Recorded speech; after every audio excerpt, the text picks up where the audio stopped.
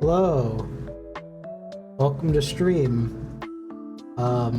What you saw off camera was me frantically trying to put the character in this pose while the old starting soon screen was happening, just to have something to start the stream on. Because I'll tell you what I did, and I did a lot last night.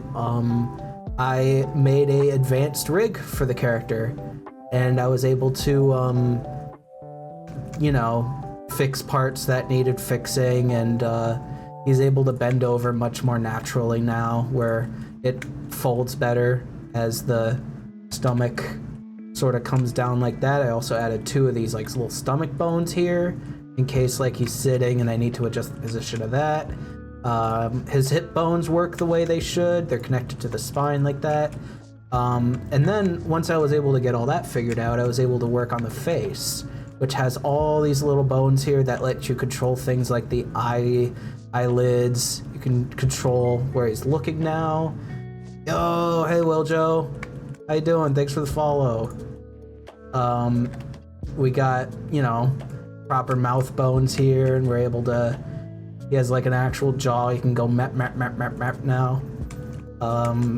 So yeah, we got ourselves a little character here. And now what we're gonna do is we're gonna put some clothes on him. Hello, fellow Kingdom Hearts 2 enjoyer. Hello. Yes, this is a safe space now. Cole's not here. We can talk about Kingdom Hearts 2 as much as we want. It's true.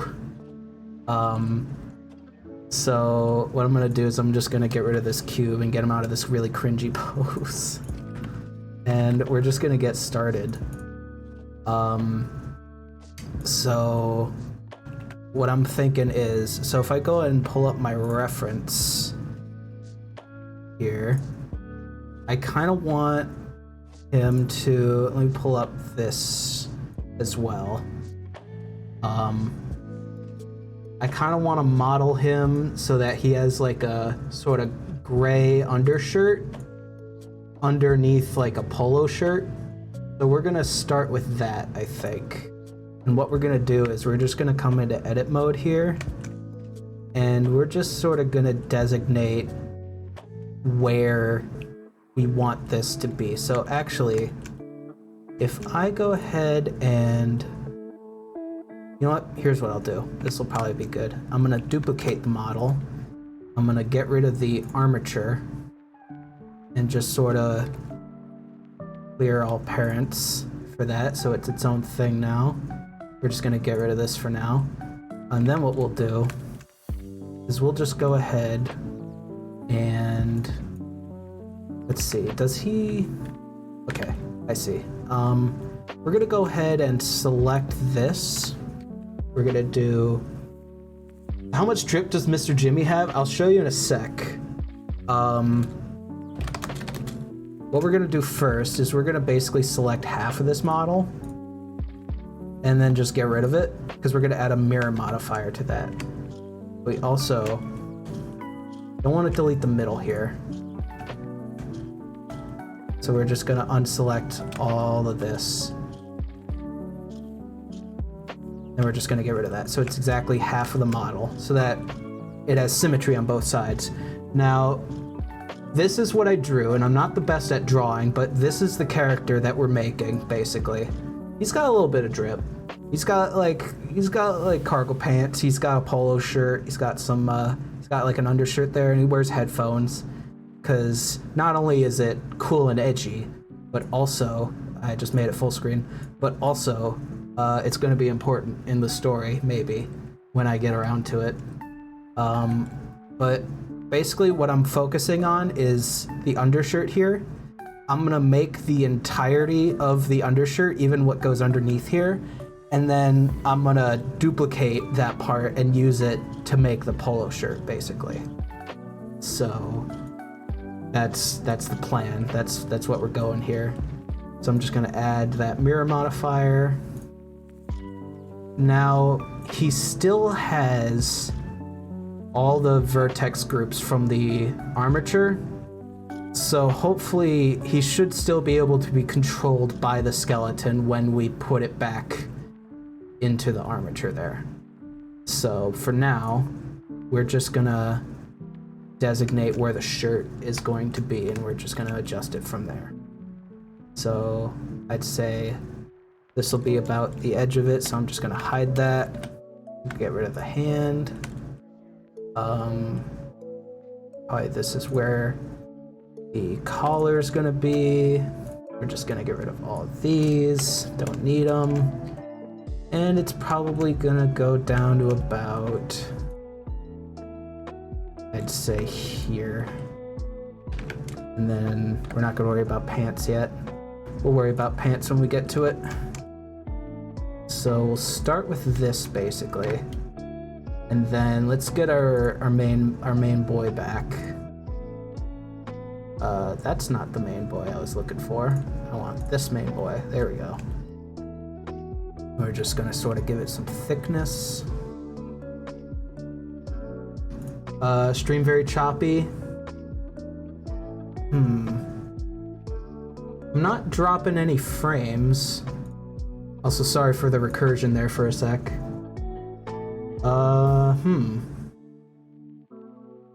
That's interesting. I'll probably have to look into that. I might have the bitrate set too high. Because basically what I did was I just set it to the default, whatever OBS thinks is the default stream settings. So, I don't know. I'll probably have to mess with that. What am I doing here? Let's give this a solidify, just to give it a little bit of thickness here. I'm just gonna kind of be looking at the seams here. I'd say, oh, that's okay. That's a little weird. Why are we doing this? Why is this a thing? Did I do the Correct. Yeah, solidify, right? Okay. It's just weird that it's not showing up. Do I have in front turned on? I don't. It's weird that it's not showing up in edit mode here. Oh well. We'll do only rim on that. Let's set this to about. If I turn on audio only mode and it runs fine, it's a podcast now. Yeah, hopefully I'll so basically I've just been kind of just talking first thing that comes to my mind for these kind of thing. I don't really have any like specific stories to tell or anything. I just kind of go on autopilot when I do this kind of thing. So I mean,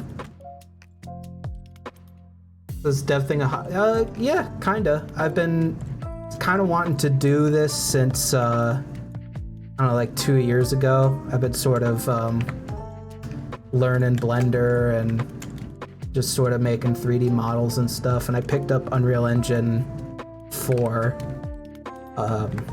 Now it's Unreal Engine 5. About around the same time. And it was a lot of fun. It genuinely really was. Just, and I basically, like, once I learned the program and once okay, it shows up here for some reason. It's very interesting. The solidify thing. But not over here, that's weird. Lazy, yeah. I mean, once you get into it, it's really not so hard.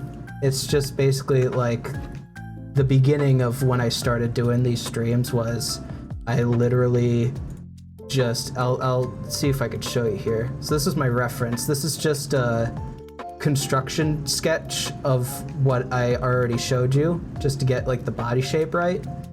And then I sort of made a base mesh on top of that, which is what, if I could just get rid of friggin' all of these. That's what this is. And it has a subdivision, so it just kind of looks chonky like that. And then, oh, that's right, you're on audio only. I forgot about that. Just imagine a big, chunky PS1 looking ass character. And then the hard part about this kind of thing is just the sculpting, really. That's where, like, it's literally like there's all these brushes that you can look at and they all do different things. And then you just sort of envision the shape you want and you sculpt it in a specific way. But that's probably the only really difficult part about doing this, is just knowing how the shape. From what I saw, he looked like if The Rock was a fat baby. Yeah, basically. So I'm gonna just block in where I want the pants are gonna be now. We wanna just kind of do the same thing we did with this. So I duplicated the original model again, and now I'm just gonna come in here, do the same thing. Select that side, just get rid of the middle. Just like that, then we'll add a mirror modifier. So, that's really fair to say, I think. It's like, no matter what, it's always gonna look really intimidating.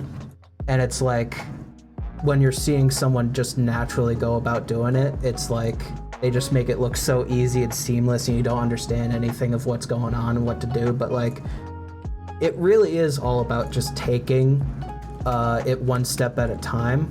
Just learning things that are easy to learn and then just like going up from there, basically. I mean, that's literally any hobby. So, all right, we got some basic pants going on here. We'll just kind of delete that. And I'm kind of just winging this. myself as well. I don't know specific details about like specific things, or like if there's a right way to do this kind of thing. I mean, it's kind of true with any creative work, is you don't really know what's the correct way to do it. Yeah, that's the main thing, and that's kind of where I was at for a little bit, because I made literally like, this will probably be the 6th version of this character that I've made. I would make a version, like the first couple of times it's like, yeah, I know it's not the final version, I'm just learning the ropes and stuff like that. But like as I get more and more detailed with it, I'm like, I think like, yeah, you know, this could actually be a thing. You know, this could be like an actual like character.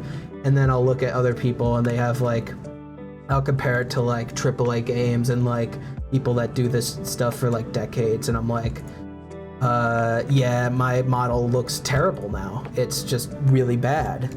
And then I'll get discouraged and walk away from it. So hopefully, now that I'm streaming the process, I'll be able to kind of get more confident at it and just kind of be like, it looks fine, and I'm just gonna do it. You know, honestly, the whole reason why I wanted to start getting into game dev was actually in spite of Kingdom Hearts. So I'm kind of going for a Kingdom Hearts aesthetic.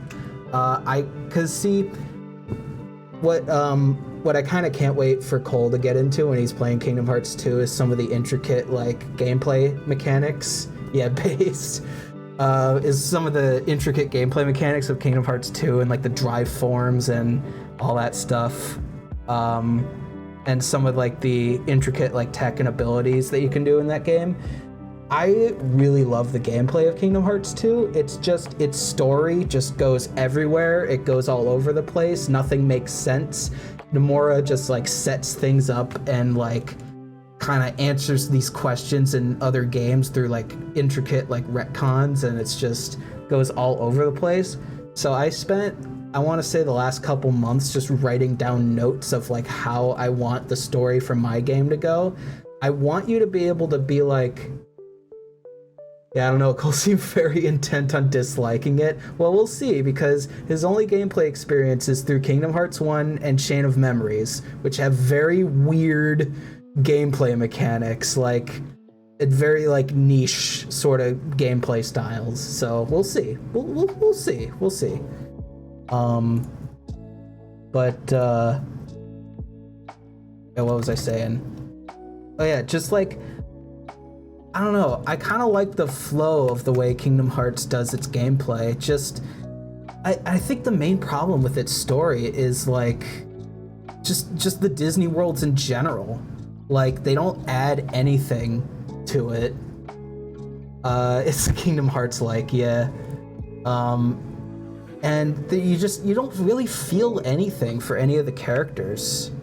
So, I don't know, with this game, I kind of want more of that, to where like you go to like these other worlds and you do things in them, and they each have like, you know, their own problems that you step in to solve and stuff like that. But as the game goes on, there is an ongoing threat that your character has to solve, and all these people that you helped from these other worlds are gonna help you with it, and they're gonna be like actual characters with motivations and like flaws and, you know, this and that you learn as you play through the game. Disney worlds are like fillers. They really are. And it's kind of sad, because it's like, that's what Kingdom Hearts has kind of always been about. It's like, you're a little boy and you get to meet all these cool Disney characters, and it's like you're there with them and you're going on this great adventure, which as a concept is a really cool idea. Like, it's just, they don't really do anything with it. They don't, like, I mean, the only real character that they have is remember this from the movie, and it's like, that's it. So like, I want to have like actual characters that like you kind of like feel bad for, or like have like emotions for, and like actually help you in the gameplay. Or if you want, you can just skip all that and just go directly to the end of the game, and then you get the bad ending, of course. But I mean, it's obviously going to be more detailed than that. But like, you have this choice of like, either you could just skip to the end, just like skip all the fights and just go right to the end and just follow the straight line that's before you, or you have the option to really explore all these worlds and just like, you know, get the opportunity to learn who these characters are, what this world is about, and just interact with the characters in a natural way. This Kingdom Hearts did Pokemon Black Persona thing where people you met along the way help you in the end, like social links with Persona. Yeah, I played a little bit of Persona 5, and I really like the way that they have characters in that game, because you can choose in your days off to go out and like help them in their certain situations and like develop friendships with them and build up like a social link with them. It's not going to be as intricate as that, but I kind of want that essence to be there. I want you to be like, you can either choose to not care about any of the characters at all and then just go like straight to the end, or you can choose to explore this vast world and find out what their motivations are, what they're striving to achieve, and just like, I don't know, being able to help them with that, and then in their own way they help you in the end too. If the character sucks, they're at least optional, right? That's kind of what I want. So yeah, that's basically what I want the style of gameplay to be. Now for the pants, I'm gonna start modeling in some, because he's wearing cargo pants. So I want to sort of model in some quick like pockets. That's a big pocket, it's a big cube. So I'm just gonna start doing that. But yeah, that's basically what I want to get out of this whole thing, is I want to see, also, that's not doing good at all. I want to see how well I can make like interactable characters that like, I don't know, make you feel emotions towards them and stuff like that. And like have it be like you really are in this other strange fantastical world, as opposed to you're in the background of a Disney movie. That's kind of the goal. So I'm just kind of blocking in like a sort of pocket shape. I'm not really being too specific with it. I pull up my reference here.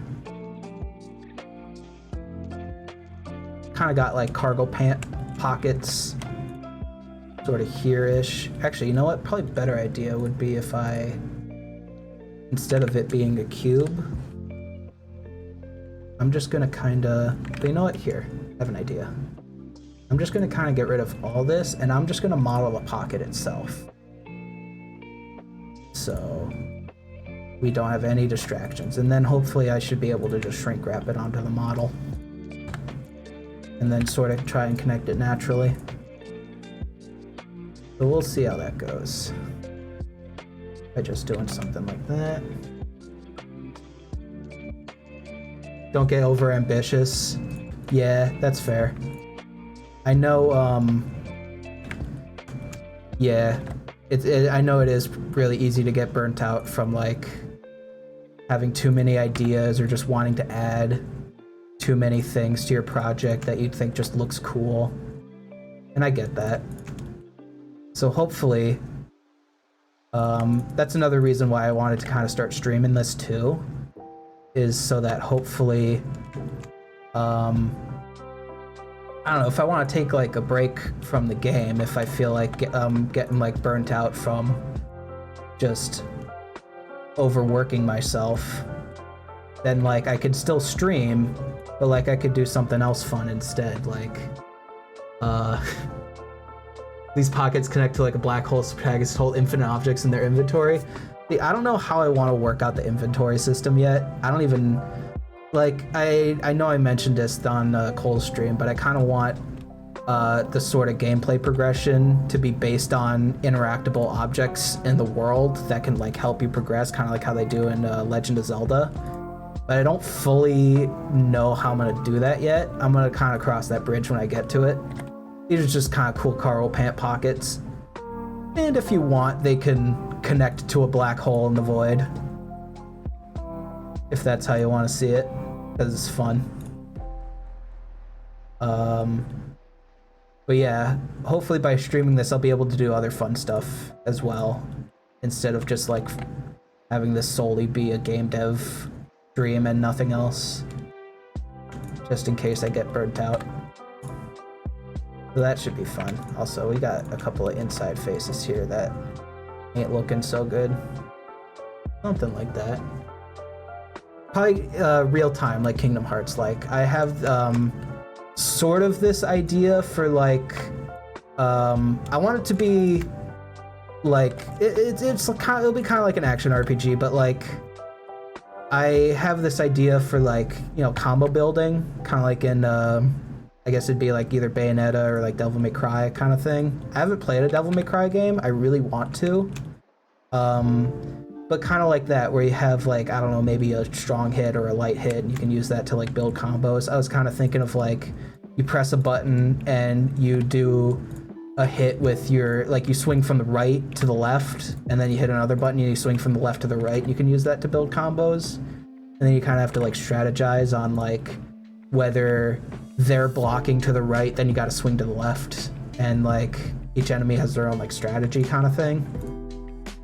That's kind of what I was hoping to. That's kind of the idea I had.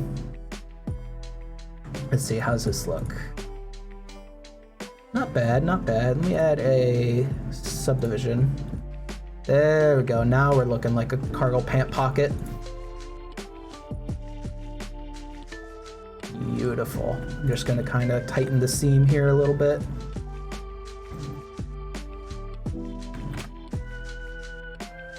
Something like that.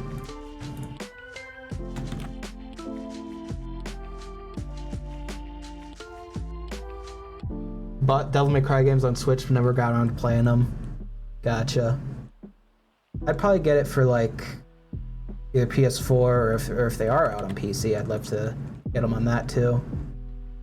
I always love getting games on PC because of the like modding aspect. I always love games that just let you mod the hell out of them, even if like I'm only ever gonna like play it once, or like not even modded at all. Like, I don't know, there's just something fun about that.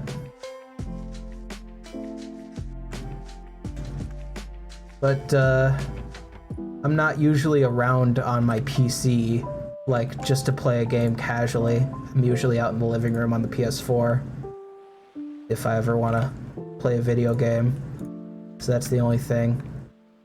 Which I also kind of want to get like a Steam Deck as well to kind of solve that problem. So like any PC game I get, I can like, if I ever want to just sit out there on my big old beanbag and just play a game casually, I can pop out the Steam Deck out there and just play it.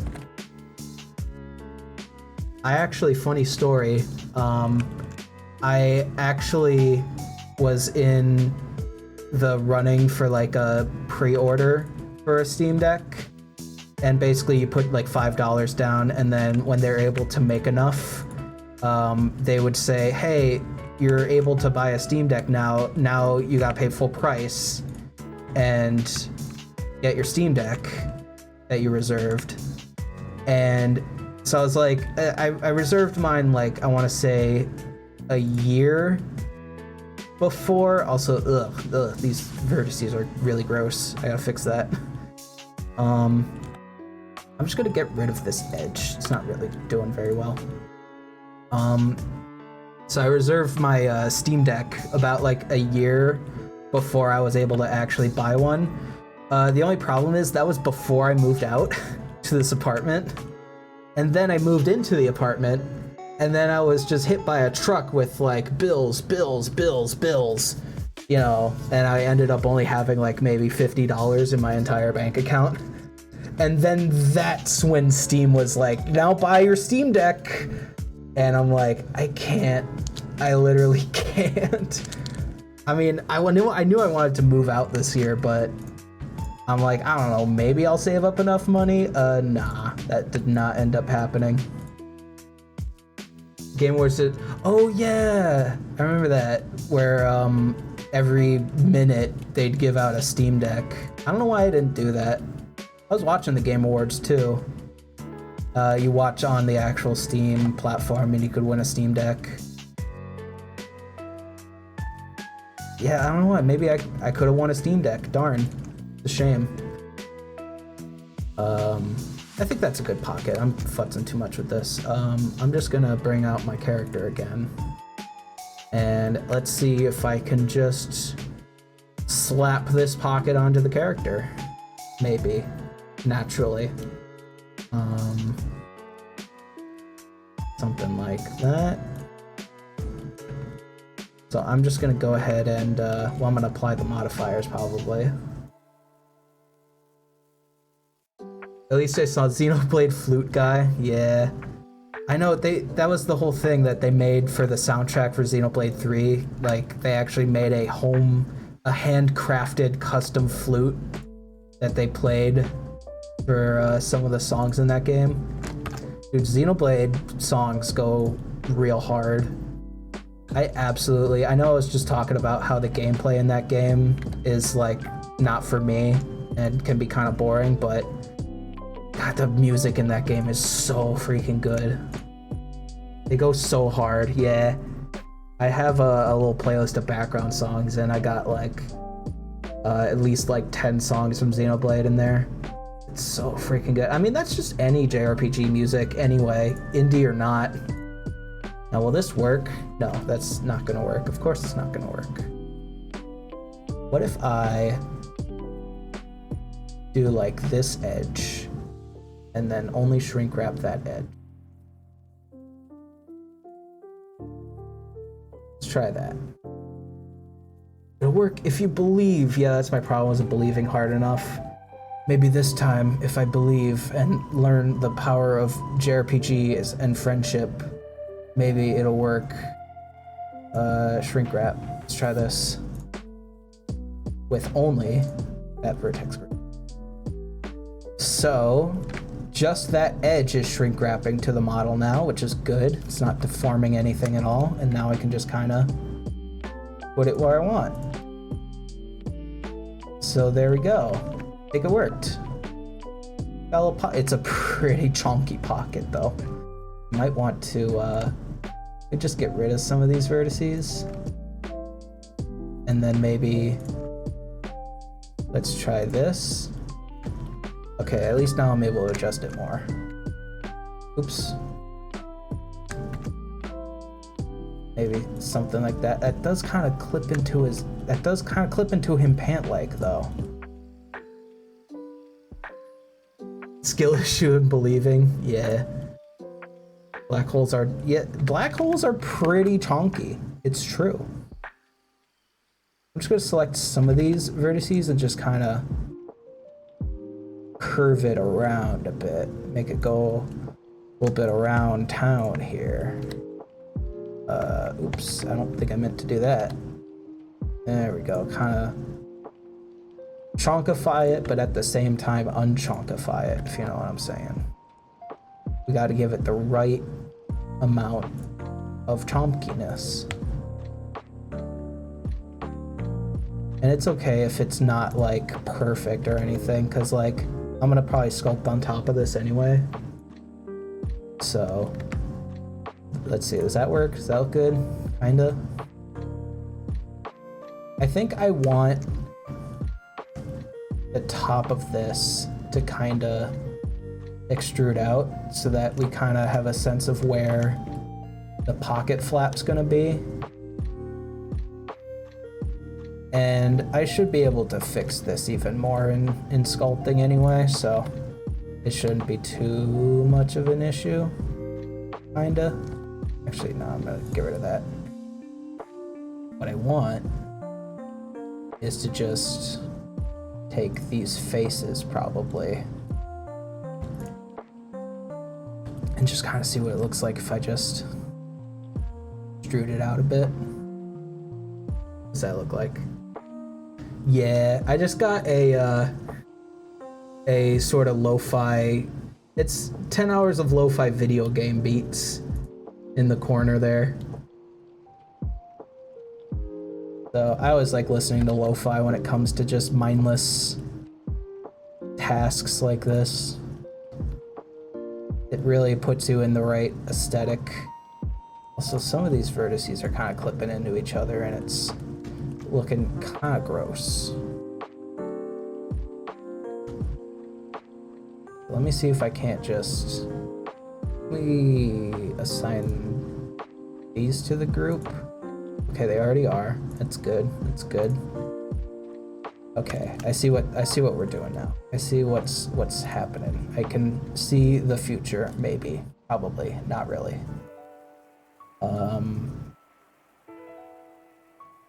Yeah, no, actually, that looks really gross. I'm gonna probably just see how far back I can undo there. Okay, there we go. I think what I'm gonna do now is I'm gonna just, I'm gonna start sculpting.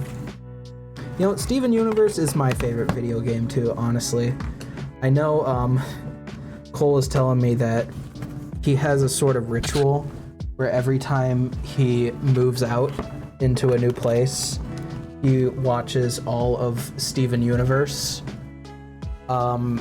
He didn't do that here though because he didn't want to subject himself to it again. So I haven't seen much of Steven Universe. I saw the Steven Universe movie and like a select few episodes of it, but not enough to, I guess, fully understand the lore of what is Steven Universe, because I know there's a lot of Steven Universe lore that you can really rabbit hole into. Yeah, I'm gonna start sculpting. I got my pen tablet out here. Things are serious now. I'm just gonna add a mirror, bring that over the other side. I'm just gonna apply that shrink wrap, and we're gonna get sculpting. We're gonna get sculpting, baby. You know, I'm gonna add multi-resolution just to get a couple more vertices on here. And we're just gonna jump right into it. Hyperfixation in my teens for me. Yeah, I mean, I could tell how that could be a very addicting show, because it looks, you know, it looks really neat, and you know, the art style is very like sort of ahead of its time, I think. So I'm gonna turn on the wireframe for this. There we go. I can see better what I'm doing. It has ups and downs. That's what I hear. That's what I hear a lot of. I'm actually, you know what I'm gonna do is I'm gonna pull up just cargo pants pockets and then just get reference. Oh my god, these are some really early 2000s era cargo pants we got going on here. Good lord. Jesus. Alright, they're not really that detailed as far as I'm looking at here. They're just kind of flat pockets. I just still kind of want to see where the seam is and all that, and it doesn't actually extrude out from the top here from what I'm looking at.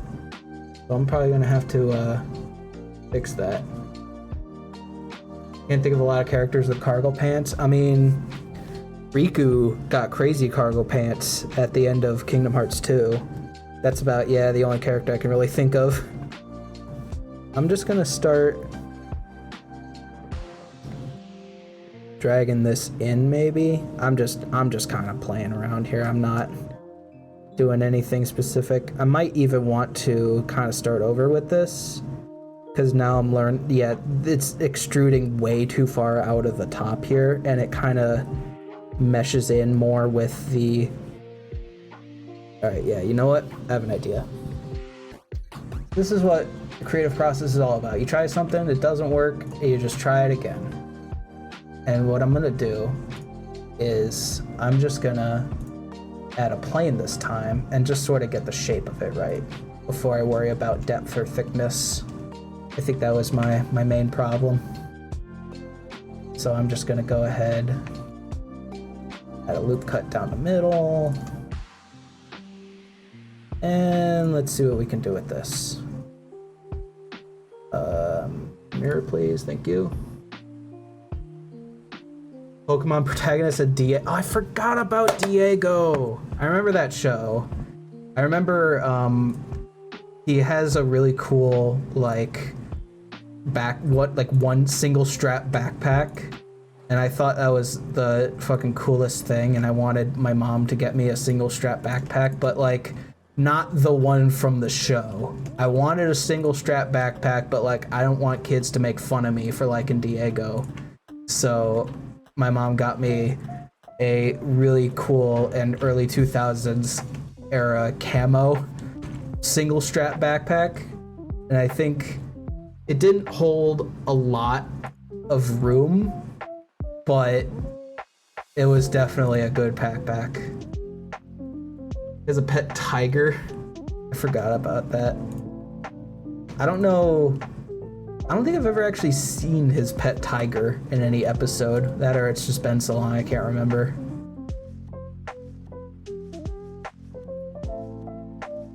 There we go. That's more roughly what the shape of a cargo pant pocket looked like. Something like that. I don't need these references here.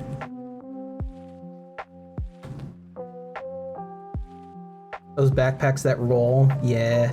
I know my mom wanted to get me one of those, but they were sold out. Yeah, stairs, definitely. But they were sold out everywhere, and we couldn't find one. And also, I think eventually my school banned having those because they just made so much noise going down the hallway, which, like, fair.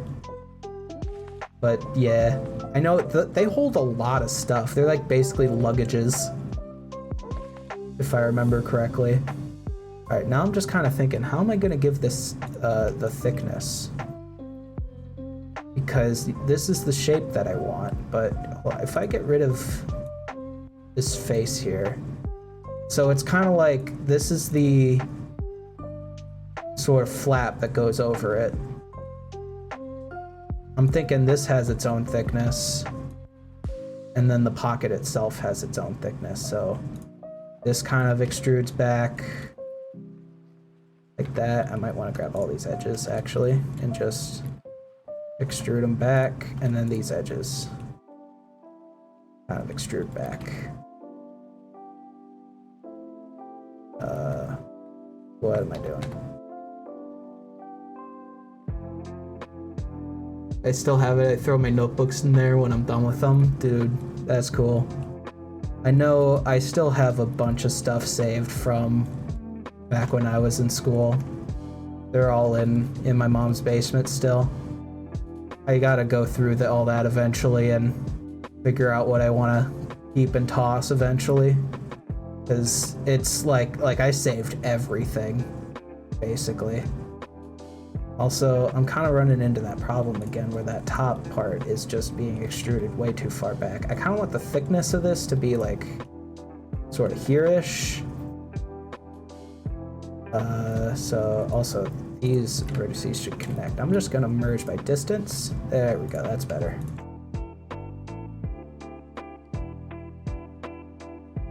You can have a Toy Story 3 moment, yeah.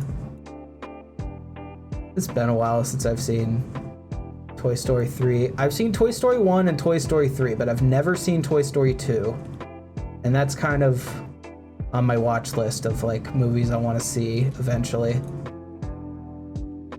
And it's just like circumstantial, right? Where like it was just on at theaters because it was like the new hit movie that was out.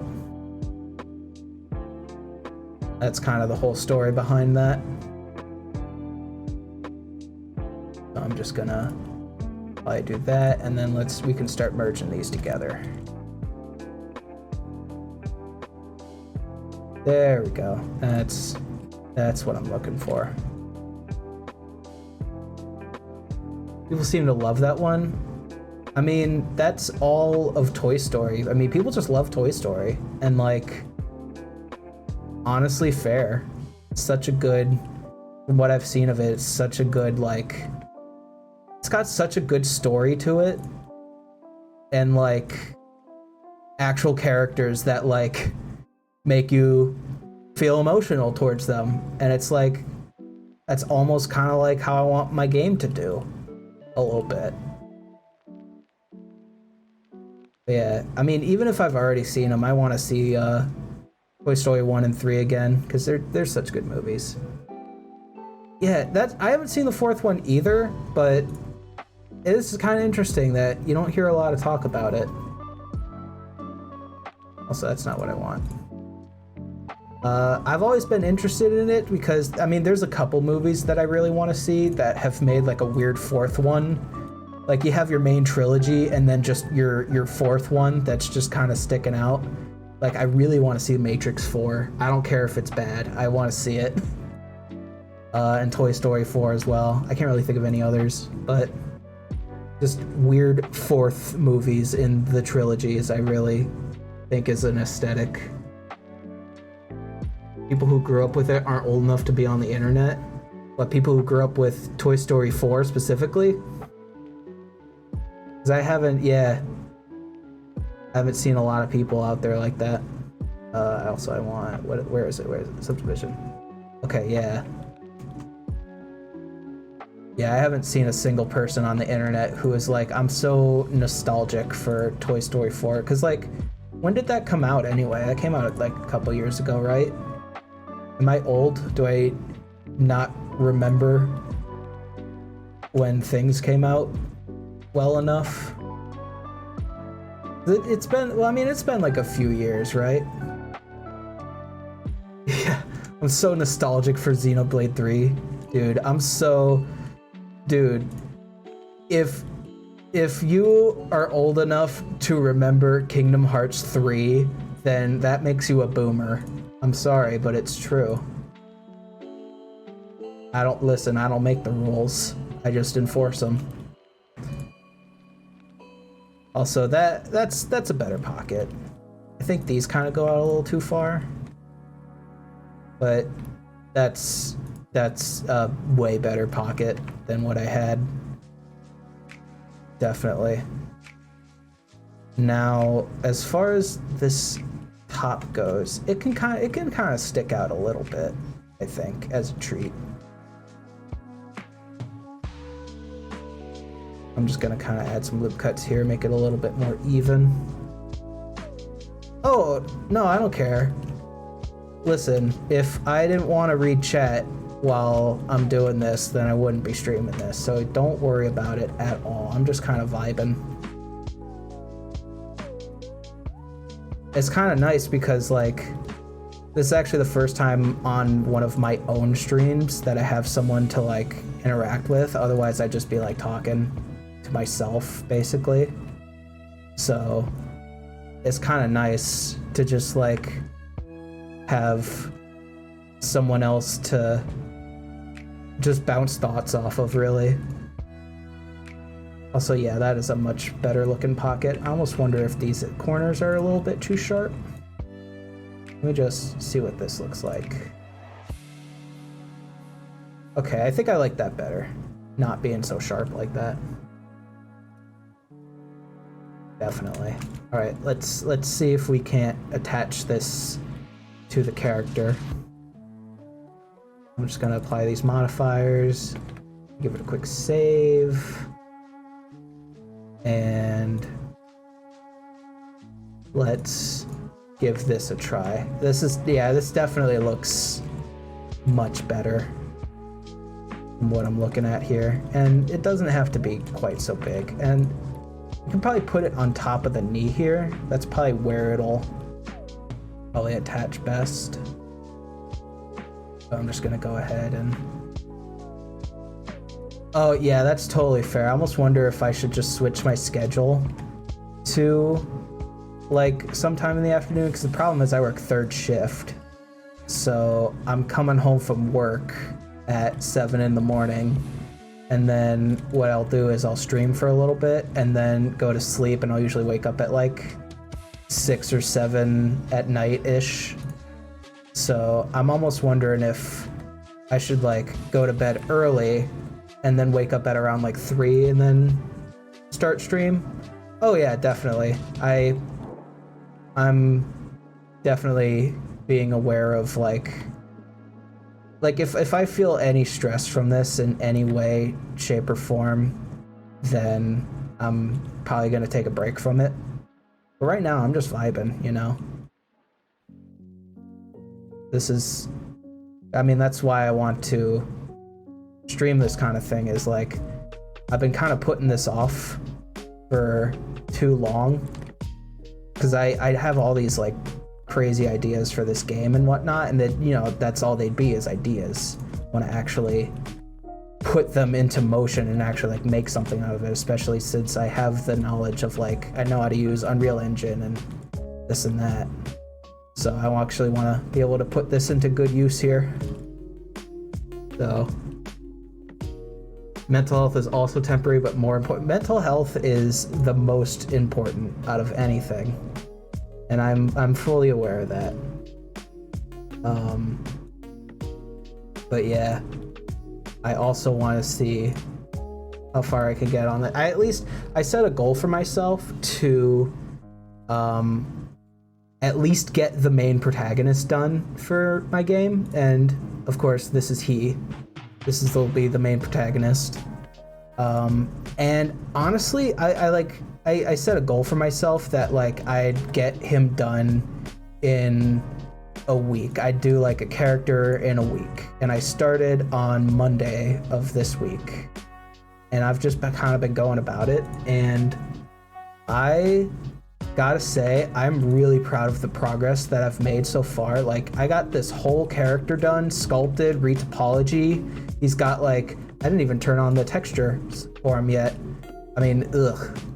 I want to probably not give the clothes the skin texture. That's a little weird and gross. But he's got like an actual skin texture, and he's got like, you know, fully textured eyes and everything. And like, I'm actually really proud of how this is all looking, and I only made this in like a week. So I'm definitely, you know, hopefully I'll be able to continue this progress and maybe make something cool. But yeah, like I was saying, I at least wanted to get the main character done, and then after that I might either take a little bit of a break, or I will start working on some of the worlds. And one thing I want to do is, I know I did that stream with Cole where we did like Bob Ross paintings in Mario Paint. It helps with the morale. He does look like a Jimmy, said the guy who can't see it. Yeah. Now just imagine a young boy in clothes, and he has a skin texture, and it looks pretty decent for my skill level. But yeah, I want to do like I want to make like a Bob Ross painting, but in like 3D, as like a 3D environment that like you could run around in and stuff. I think that'd be pretty cool. So yeah, there we go. We got some pockets. Got some pockets going on here. I'm just gonna apply these modifiers here. You know what? Here, I know you can't see it, but I'm gonna just imagine.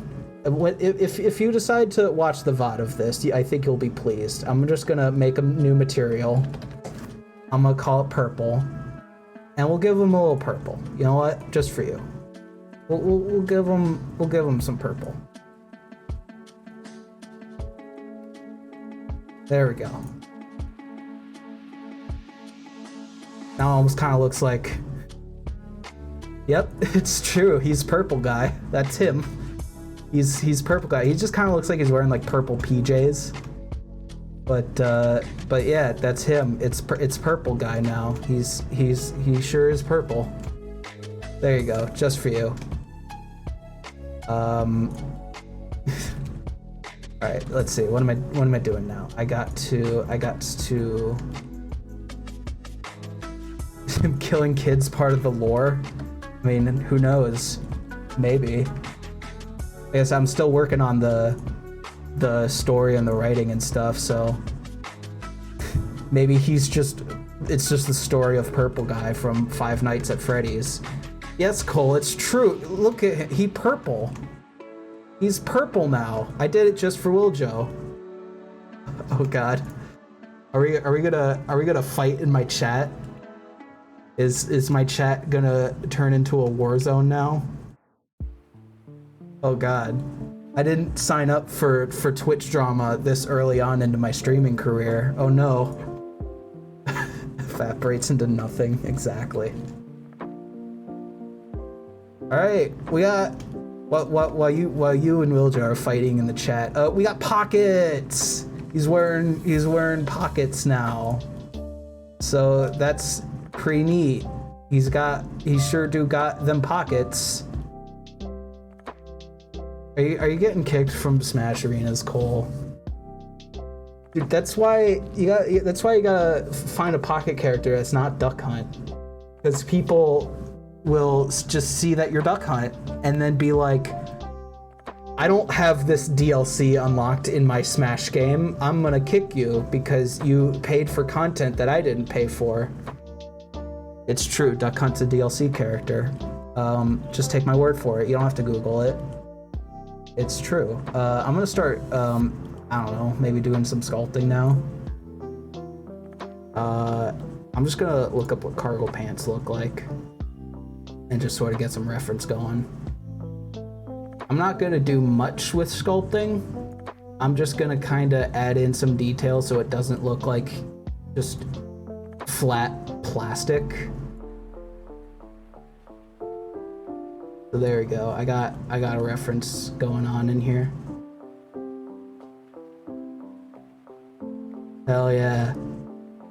Thanks, Cole. Thanks for checking out the stream for a little bit. We're making some progress. We're definitely doing a thing. I'm also gonna add same thing I did before. Just gonna add multi-resolution. Oh, that just gets rid of the other side, doesn't it? Mirrors not supported in sculpt mode. I don't think I've seen that error before. Because of the multi-resolution?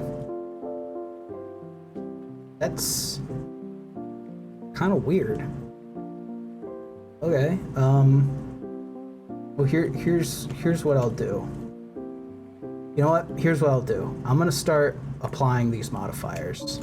I'm just gonna get rid of the shirt. My goal for today is I just want to see how much of the clothes I can get done. So I'm probably gonna work on the pants, the shirt, the undershirt. The undershirt's not gonna take too long because they're obviously just the sleeves. The polo shirt might be a bit tougher because it's got that collar that I gotta pull out.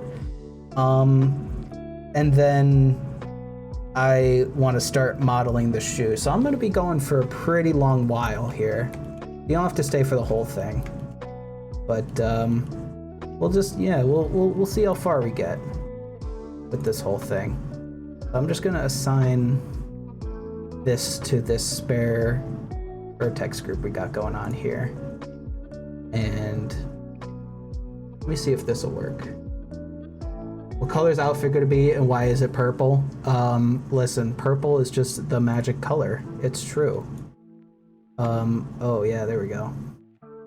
So I only have it set for this vertex group, so why is it still affecting the whole thing? It's kind of weird. You know what? We'll fix it later. Let's see. I kind of want to see how the solidifier is affecting the pocket, which doesn't seem to be okay. They're a little bit funky in here. I'm gonna have to probably clean that up and fix it. later. So I'm just gonna start applying some of these, and then we'll see where it goes, I guess. Any new shows lately? I finished BoJack season 1 last week. Dude, hell yeah, that's cool. I haven't really seen any show. I don't really watch a lot of like shows on Netflix and all that, but we basically, what Cole and I are doing is we have like a weekly movie night.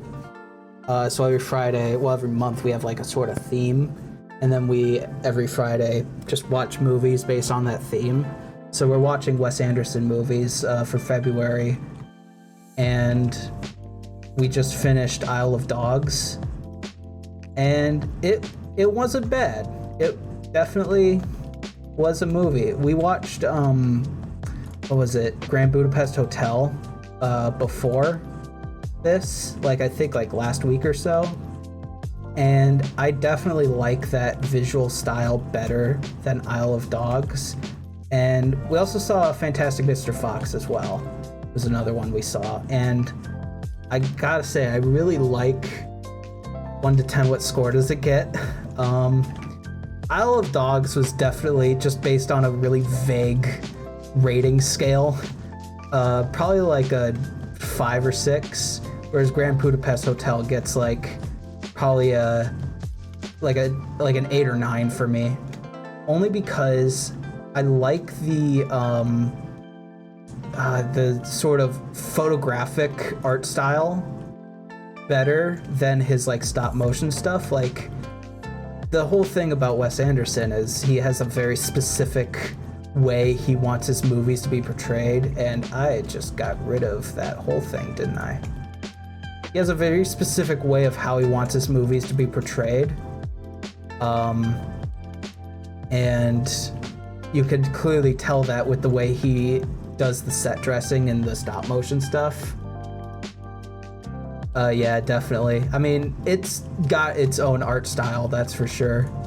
I just like the way that in Grand Budapest Hotel they were able to literally make every single frame into like an Instagram photo. I don't know, I just think that aesthetic's pretty neat. The new Pinocchio slaps. I saw bits and pieces of it on Twitter, and it looks really good. I love the sort of art style they're using for that as well. Definitely looks very interesting. I love movies that have like how do I, like, just like a specific art style or theme to go along with it, basically. All right, also, how are we looking? We're looking kind of gross for some reason. I'm gonna just add my multi-res and see what that does.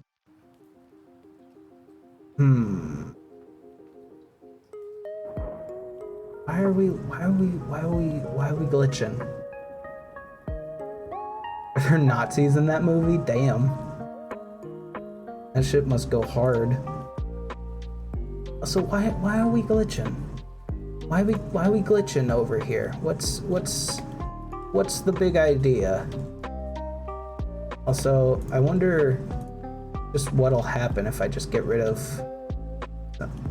Oh, yeah, that's why we're glitching. So these pockets have like an inside face that is also getting affected by the multi-res, and that is a problem. Also, weirdly, these kind of connect like that. So this is definitely something I'm gonna have to fix here. Dude, I love the art style for Spider-Verse. It has such a very distinct like comic book aesthetic where it literally takes the phrase like every frame a painting like very well. Like every frame is a comic book panel. That's literally the whole point of it, of like what it's supposed to look like. and I just love that aesthetic. It looks really good. Also, oh boy. Oh, this pocket got a little messed up over here. That's okay, we're gonna fix that in just a sec. I'm actually gonna just probably select this whole thing and just kind of get rid of it. And then I'm probably gonna take this. Early Family Guy art style is so cozy. I haven't seen like much of Family Guy like in a long while. I remember the first time I think I also is it this? I forget what the hotkey is for. Okay, there we go. It's just P. I remember when I like my first time ever watching Family Guy, I was too young to get all of the jokes in it. So it'd just kind of be on in the background and I wouldn't understand why anyone was laughing because I didn't get any of the jokes at all.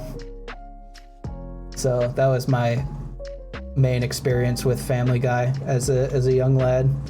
I don't remember exactly what the, like, if they had an art style back then.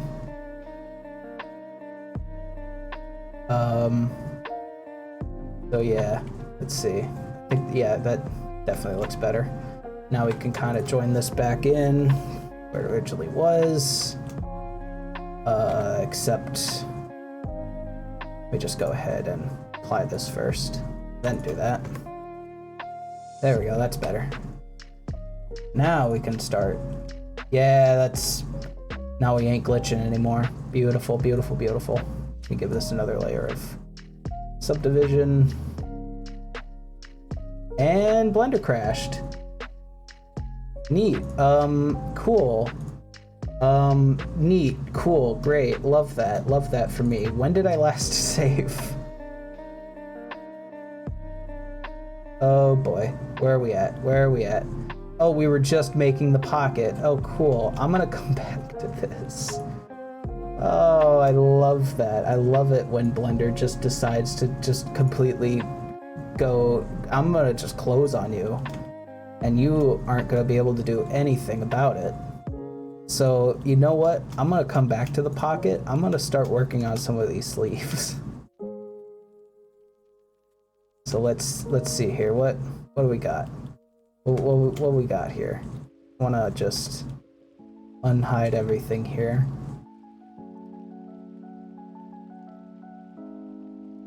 All right, I'm liking the shape of this. I don't know why these aren't like connected. Oh, it's because of the, never mind, that's just because of the shirt. If I ever make a game, it's definitely gonna have an autumn seasonal aesthetic. Yeah, Blender just couldn't handle the black holes I was making. It's true. I was messing too much with reality, and God was like, listen, you can only play God for so long. It's time for me to take over, buddy.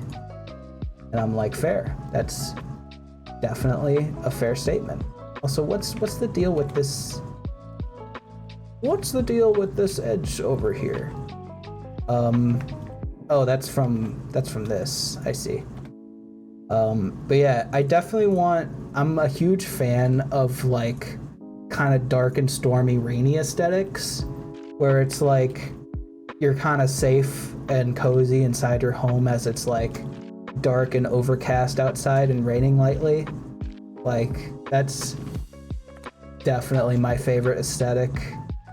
And with the sort of main world that I want to do, I definitely want to make that like, kind of like, you know how in Twilight Town and Kingdom Hearts it's like always sunset, it's never not sunset like at all.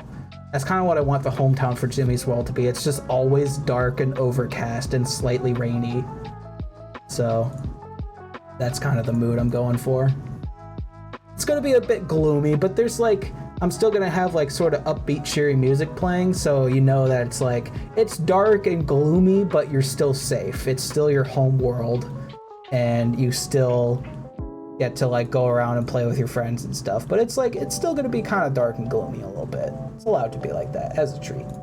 All right, that's not what I wanted to do. I wanted to go to sculpting. I'm just gonna start working on these sleeves So basically what I think I want to do is just sort of, I'm just going to kind of block in some shapes and just kind of see where it goes. I'm not really going to do anything too specific with it. I'm just going to kind of do stuff and then see what happens. So I know, yeah, jazz would really fit that vibe. I'm thinking definitely like, because I know in Persona 5, you have like homework to do, and you actually get more like, I forget what it is, like study points if you do it in a cafe where it's lightly raining outside. And it's like, it actually boosts your stats higher in the game if you do it, and it's like that aesthetic. And it's like, that's totally fair. Because that is an aesthetic. That's definitely like, because rain does wonders to like help you study. Because it's just kind of like that background, that cozy background noise that you could just have like on in the back of your mind and just like do work to. The lo-fi education bonus, it's true. That's what it is. It's exactly the aesthetic. So I'm just kind of, so these long sleeve shirts usually have like a sort of frilly bit at the at where the cuffs are, and then I'm just gonna mark along like a seam where it sort of connects up to that point. And I'm kind of doing this dramatically because I know I can like take detail away if I ever need to. So let's see, how's that look? I turn off wireframe. Looks pretty good. Definitely looks pretty good. So Seattle is good education. It's always raining. It's true. It's definitely true. I'm gonna just take this and just kind of flatten this area out here. Doesn't really seem to be... Okay, I kind of see what it's doing a little bit. Just so it's not so puffed up over here, kinda. But I still kind of want to give it that crease. So I'm just gonna go ahead and do that. It's always sunny in Philadelphia, it's true. So they're screwed.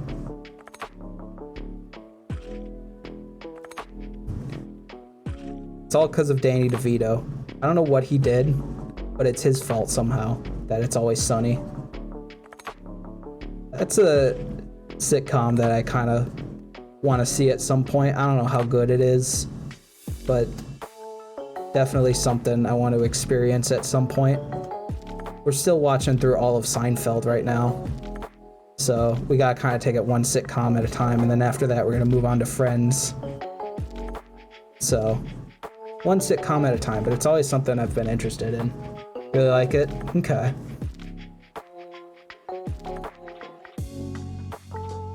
Yeah, that's definitely something. I just want to watch more stuff, I think, just in general. And I'm glad that I have a roommate now that is like a huge movie buff, because now I won't be out of touch anymore. Because like, I don't know like what happened to me while I was like growing up, but like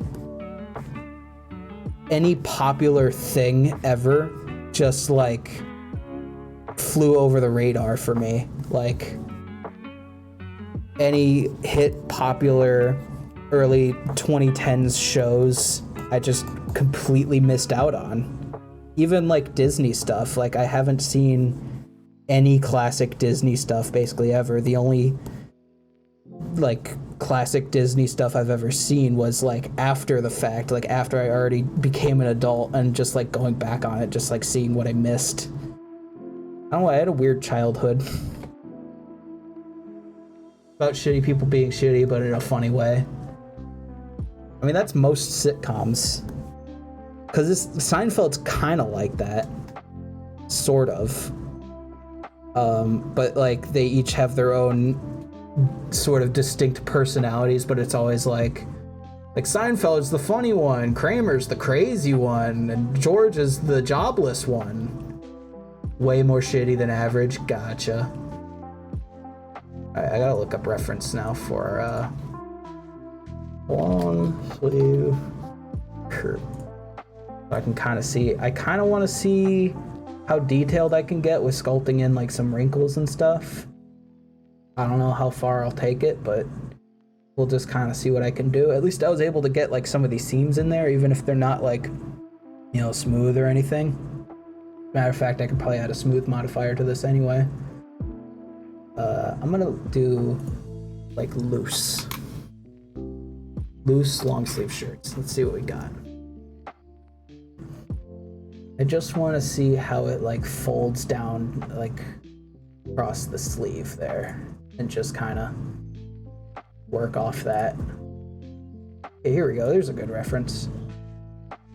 I'll just kind of slap that in there. See what we got. I had some hyperfixations growing up. I kind of did too. I just can't remember what they were off the top of my head. Let's see. What was I mean, I was addicted to a lot of video games, but like a lot of like the same video game. Like, of course, I mean, this is everyone, but I was really addicted to like, you know, Mario, your Legend of Zeldas, your classic Nintendo stuff.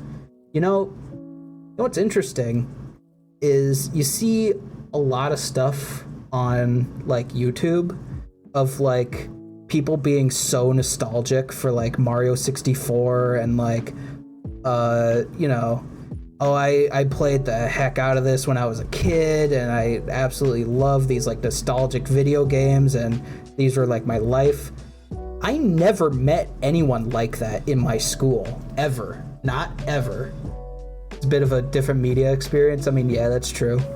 But like, I'm saying like now you see people like, dude, did you ever play Mario 64 as a kid and like super fixate on it? And it's like the best game of its generation and it's so nostalgic. But like, I don't know if it was just a fact that like there was literally no one in my school that played video games or just like, I mean, even now, like, because I know Cole isn't nostalgic for Mario 64.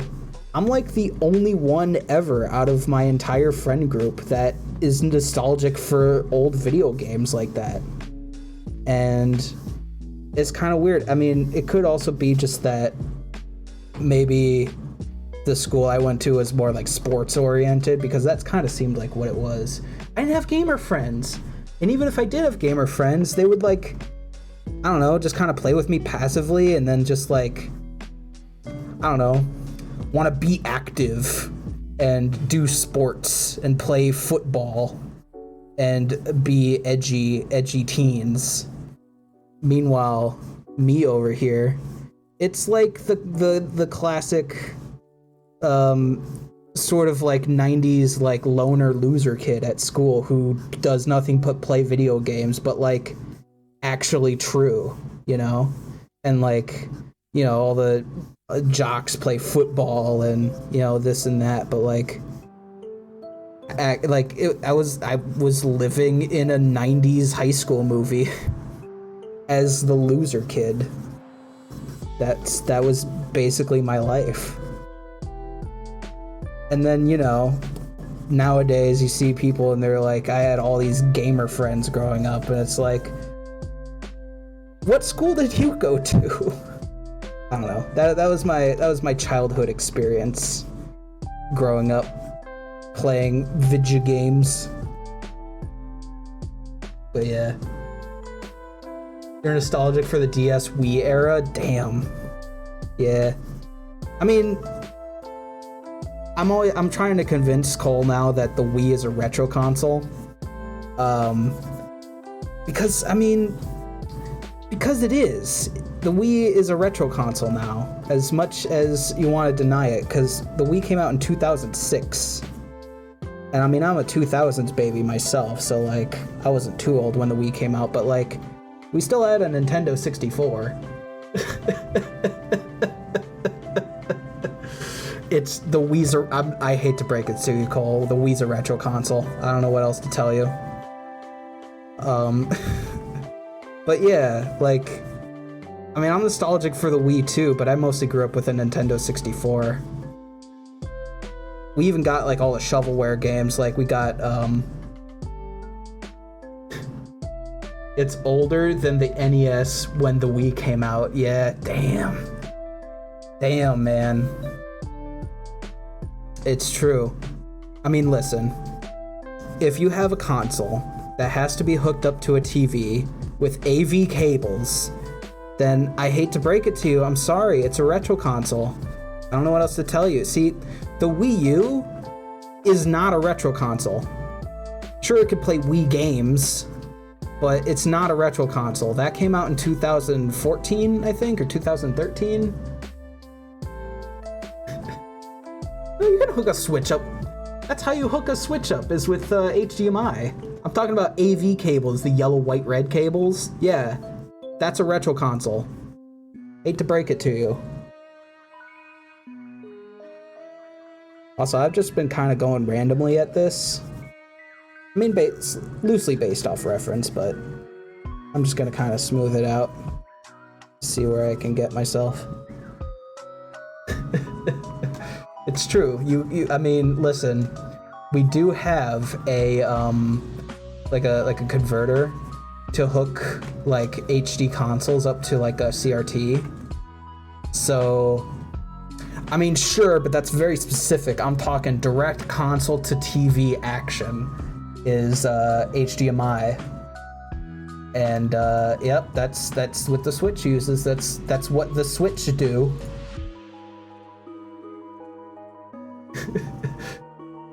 Thank you, Cole.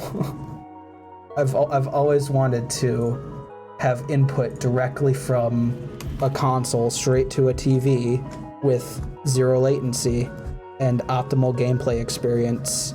That's me. That's me you're talking about. Hello, I'm that guy that you're referring to. I'm just gonna kind of mark the seam here a little bit better. I'm not being too perfect with it. There we go. I love when I go check pools in bracket for the tourney tomorrow. I was having Mark to go 0-2. Damn. I mean, listen, you got better luck than me anyway. Anytime, so I play my fair share of Smash, you know, but only really when it's with Cole. Otherwise, I don't really, you know, play it too often by myself. So I'm not competitive in any way, shape, or form. But I'll still, you know, just like every so often, you know, Cole will be signed up for a tournament and I'll be like, why not? I need to get out of the house more. I'll come with you. So I'll come with them. And they always put me with the fucking top player in Northeast Ohio who like plays Smash like every hour of every day and is like top of all the tournaments, and like that's the person that I go with every time. And it's like, okay, neat, I just want to have fun, and here I am being absolutely stomped on.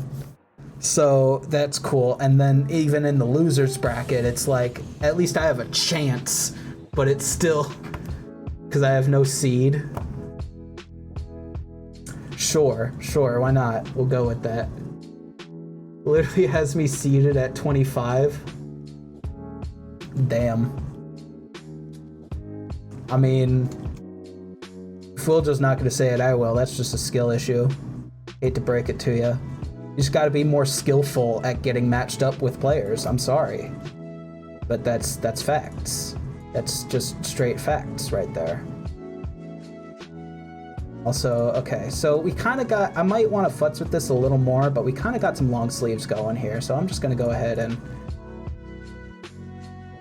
You're basically ranked via computer? Okay. I kind of figured it was something like that. Where, like, it determines, like, what your skill level, and then determines who best to, like, match you with. So I'm just gonna do that, and I have my multi-res back. Give it a couple of subdivisions.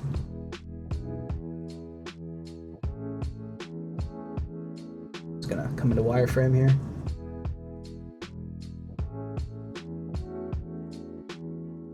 What's wrong with Skim? What do you mean by that exactly? Also, hi, welcome to the stream. We're doing some game dev stuff. We're making some clothes for the character that I might have to work on more later. But we're just kind of getting a base thing going right now. Oh, Melee?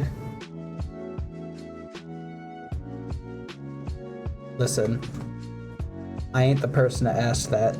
You're probably looking for Mr. Cole's Corner in the chat. He'd probably be better fit to answer that question. So this is kind of not lining up right, so I'm just gonna go ahead and undo all that. How many am I able to undo? All the way back here. And then I'll just kind of smooth this out.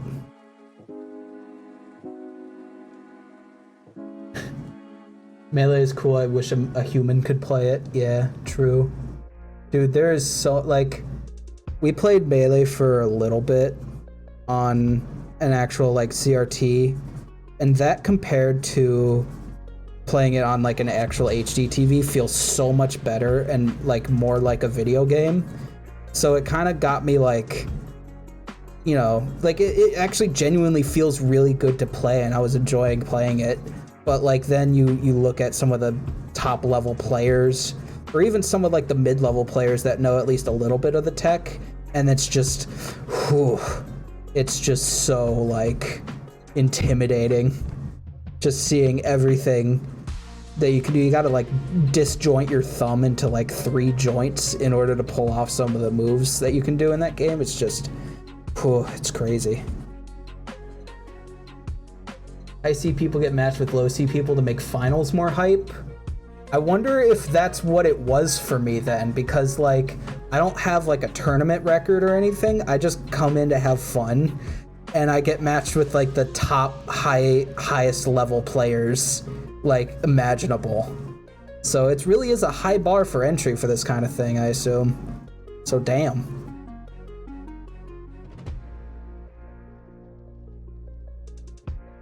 His favorite anime? Dude, that reminds me. Have you seen those like tool-assisted speedrun brawl fights? Where it's there's no other way to put it. It's an anime battle. That's all it is. It's you're fighting and they're just like flying up in the air, just like punching each other like constantly as they're like going above the stage, below the stage. They like barely touch the ground ever, and then when it reaches sudden death, they like, oh god, they like use the bombs to like cancel out them flying over all over the place, and it's just yeah, DBZ Fox vs Falco, I think that's the exact video. Dude, that's so freaking cool. I wish there was more videos out there like that with like different characters. That kind of thing is so fun to watch. I'm always fascinated by like that kind of thing in games, like when you can just theoretically break a game to its like harshest limits to do like cool stuff like that. It's so cool. Melee is one of those games you appreciate later in life. Sadly, by the time you do, you're too old to do any of the inputs. Well, thanks for clarifying that you could in fact do it without any proof. That helps us feel more comfortable. Fighting games are like AFPS. All you see is high level gameplay because there's no mid, low, casual level gamers. I mean, because that's what looks the coolest for your advertisements and your media, is how skilled you can get at the game and how like, you know, all the advanced tech that you can learn and this and that. It's like, it's definitely a really high bar for entry. That's why I never really got into any of these like traditional fighting games, even though I always wanted to. Like, I have Tekken 7 in Steam, and just playing it casually, like, I think Tekken is one of the best feeling fighting games that I've ever played. Like, the controls are like simple enough that it's really satisfying to like pull off, you know, combos and stuff like that. The only problem is I don't know any of the advanced tech like at all. So like when the minute I get into an online match, I just get my butt kicked immediately, and it's like it's just so hard to do anything. Marvel vs. Capcom's fun to watch. I just suck at it. I mean, fair. I guess the only reason why I'm at least as remotely good at Smash as I am is, well, for one, because Cole plays it a lot and we're roommates now, and two, it's just like the easiest fighting game I could really get into, because like in the early game, like around Smash Brawl and like Melee and stuff, like there wasn't any online component to it at all. I mean, Brawl kind of had its own online thing, but I didn't really use it that much. I was just mostly fighting the CPUs and the, you know, whatever. But like just doing that alone, I guess maybe that's what I gotta do when it comes to like fighting games, is just like mess around in the single player and the training mode like a lot, and then just kind of, you know, learn the tech from that and then just like slowly ease into it. I think that's what the strat is if I want to get into a fighting game, but I was able to do that the easiest with Smash, I think, just because it just feels the best, like gameplay wise. That's really all it is. Yeah, it's really intuitive for beginners. It really is. It's just like, I mean, it's different from like, you know, if you're a kid, you see Mario on the front of the box and you're like, I want to play that, it's got Mario in it, and you think it's like, you try and compare it to like a platformer or something. It does take some like getting used to like overcome like something like Smash Brawl to a game like Mario Galaxy. It's like, obviously they're two completely different games, but like it's still like easy to compare enough to be able to like make the transition to like a game about platforming with Mario in it versus a game about fighting that has Mario in it. It's like, that's probably how you ease someone like a little kid into fighting game stuff. It's got some like really recognizable characters in it and all that. So I'm just kind of making lines here. I don't know what direction I really want to go with this.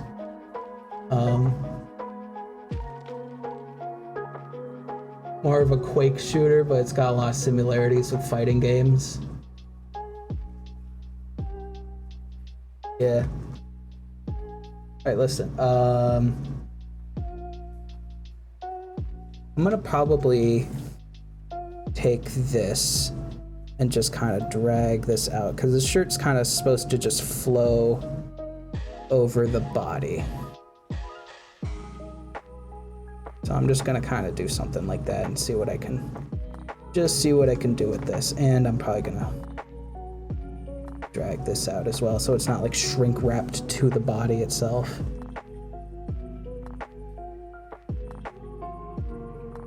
Yeah, I haven't seen a lot of like cool tech in any first-person shooter games. I'm sure it's really cool though, unless like, because like every so often back in like, you know, the year would be like 2006 or whatever, and I'd be like watching clips from Machinima on YouTube, and it'd be like, you know, craziest Call of Duty trick shot kill ever. No one would ever believe it. It's real.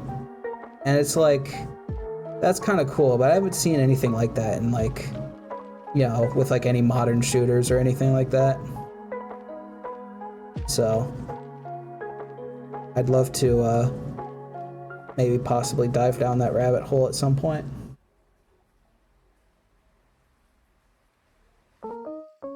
Also, yeah, I'm not fully aware of what a Quake... I know Quake is a video game. Not a modern video game. I think it's... You know... From what I remember, isn't Quake like a... like early 90s sort of first-person shooter?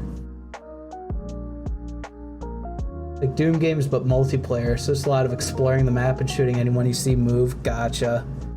Kind of like, I guess the only game I could really compare that to would be like Counter-Strike, maybe?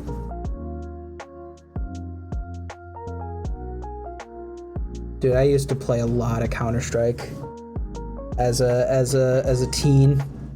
I guess that was sort of my fixation as I was moving into like my teen years, was just mostly like Valve games or Steam games like Call of Duty, Team Fortress 2, these like multiplayer sort of shooter games and stuff.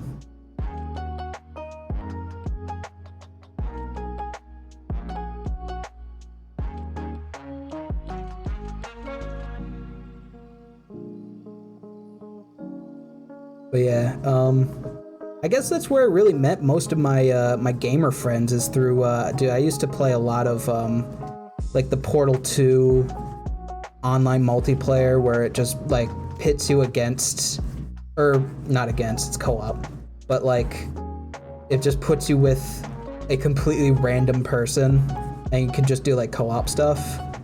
I used to make so many friends doing stuff like that, and some of them I'm still like, you know, friends with, at least they're on my friends list like to this day. I just literally met through Portal 2. You'd think like it's a very unusual way to meet, you know, new friends and stuff, but like, dude, we do like some of the puzzles and just like the way we'd communicate with each other, we'd like click really well, and like we become friends. We like eventually like play some Minecraft together, because I knew how to like set up a Minecraft server and all that. So we'd like eventually get together, like play some Minecraft together. We'd have like a little friend group of like other people I met on Portal 2, and it's like, dude, that was so nostalgic. That's mostly how I met like most of my gamer friends, coming to think about it. Absolutely crazy.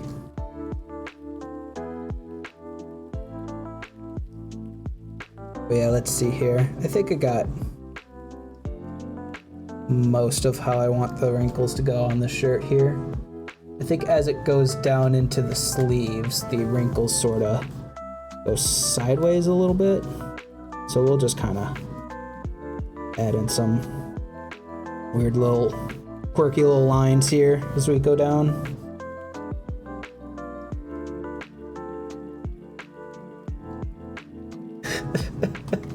Yeah, we got that lo-fi hip-hop Deltarune going on here.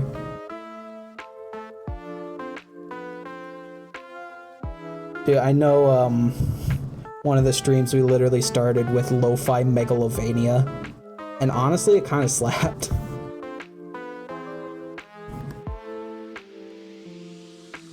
With Smash DS, dude, hell yeah.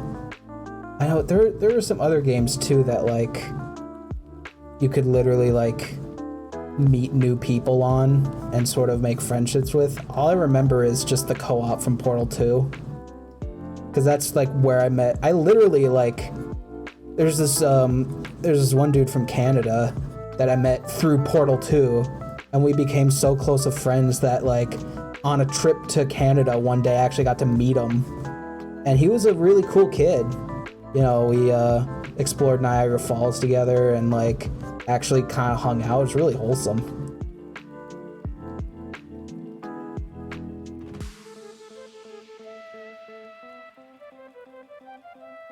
Quake is more about map knowledge and movement mechanics to win duels. Gotcha. Yeah, I wonder what Counter-Strike is doing nowadays. I know I didn't meet as many people like playing on Counter-Strike as I did with like Portal 2, because, you know, I mean, it's in their nature, but games like that can be like really competitive and like almost to a point where it's kind of not fun anymore. And that's kind of mostly what it's been. Just like playing randoms on those kind of games. So I wonder what's going on with it now. If I just pull up Counter-Strike Global Offensive, just see what kind of shenanigans they're getting themselves into in this day and age.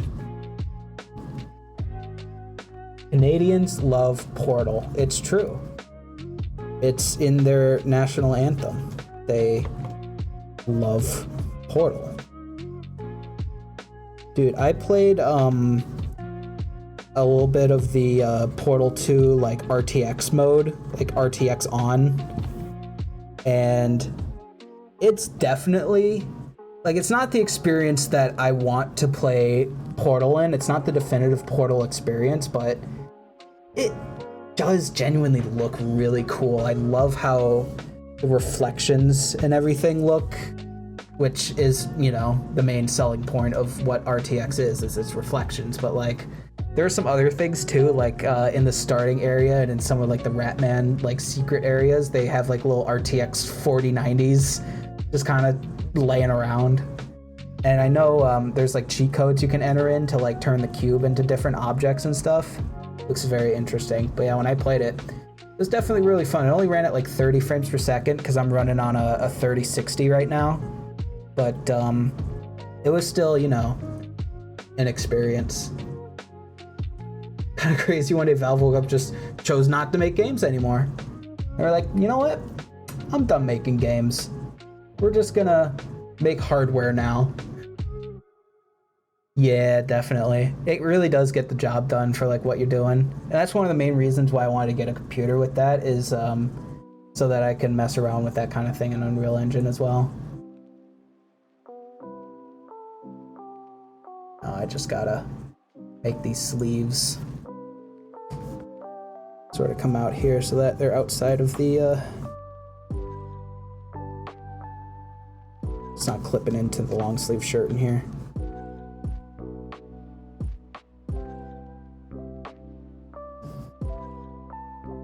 There we go.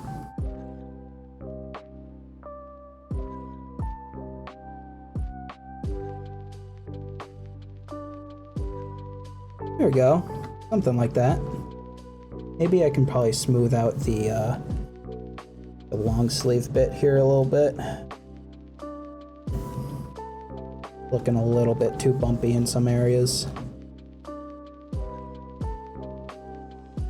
I kind of like the folds we got going on near the elbow there, so I'm gonna try and keep that. But like, I don't know, maybe something like that'll do. And this is all gonna be baked into a normal map anyway, so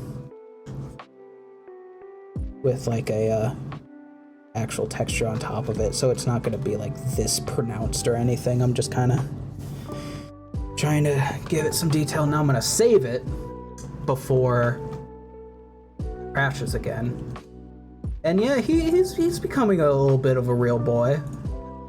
If I turn that on, let's see what it looks like in the old texture view here. I gotta, yeah, let's not give the clothes the skin texture. Ugh, gross.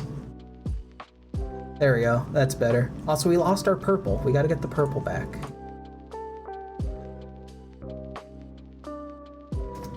There we go.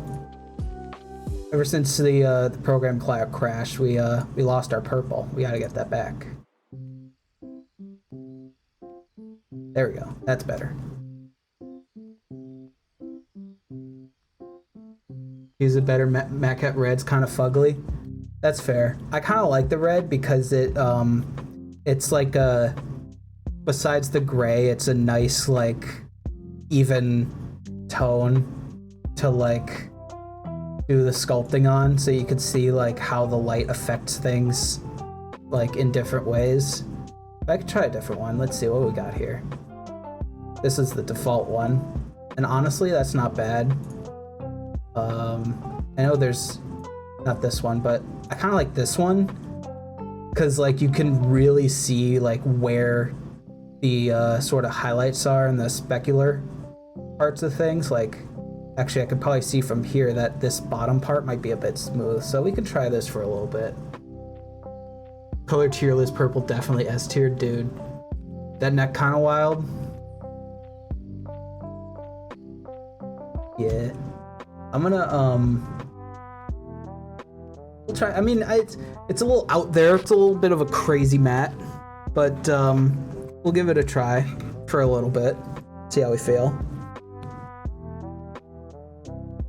Definitely giving off some sort of neon aesthetic.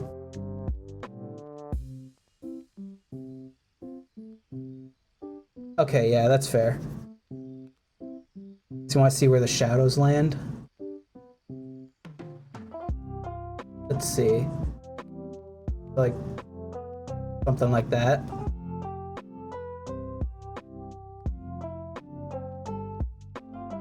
Yeah, that's fair. We can, like, give that a try. Or, like, that's much better. Gotcha. Alright, yeah, we'll give this a try.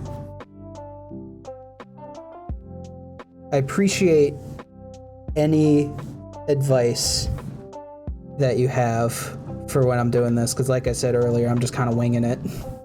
I'm learning as I go, and that's another reason why I wanted to stream this, is hopefully I can get some good advice for stuff like this. Because I barely know what I'm doing with this kind of thing at all. I'm just kind of making lines according to a reference. It looks great. Source, just trust me. There we go. Now I'm gonna pull up another reference here of man in long sleeve shirt, back view. This is the great thing about stock photos, is they literally have a stock photo for anything. And the titles are what you would search on Google anyway. So, like this, for example, I know you can't see it, but like, it's a man in a long sleeve shirt, and you could see the back view, like, perfectly. Actually, you know what? Instead of that, let's actually do man in polo shirt, because that's what we're working on. We're not working on a long sleeve shirt, we're working on a polo shirt. And I know polo shirts have a different material that could affect the way it, like, folds over. So maybe I might be adding too many of these sort of wrinkles here. Might want to get rid of a few, because polo shirts, even when they're fit loosely, they still feel like kind of tight on the, like, as far as like the folds go, just because of the way the material is. So we'll kind of do something like that there. There we go. These are the references I found. So there's my long sleeve reference. There's my polo reference that I just pulled up here. Like I said, Google just has everything. Dude, hell yeah. Dude, thanks for coming by stream. I'm definitely gonna need that help. Very, very much, because I'm trying to learn this for myself. So, and I appreciate, okay, yeah, so the back view shouldn't be creasing inwards like that. It should be kind of starting from here, going outward like that. That's better. And then we'll just kind of have a fold that kind of goes down the middle here. So more like that. Also, there we go. That's better. As it kind of rolls over like that. I might be adding a bit too much here.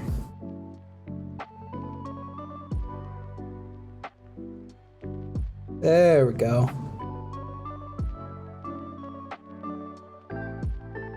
Yeah, that's more like it. That's cool as Robin Hood. I can only help one person at a time. That's fair. And then I'm thinking, because it kind of creases a lot near where the crease is for sort of this area over here, so I'm thinking of kind of indicating that a little bit. Maybe make the brush smaller. It's kind of doing something like that. It should be a 3D artist anti-hero where I give advice, but I don't know what I'm talking about.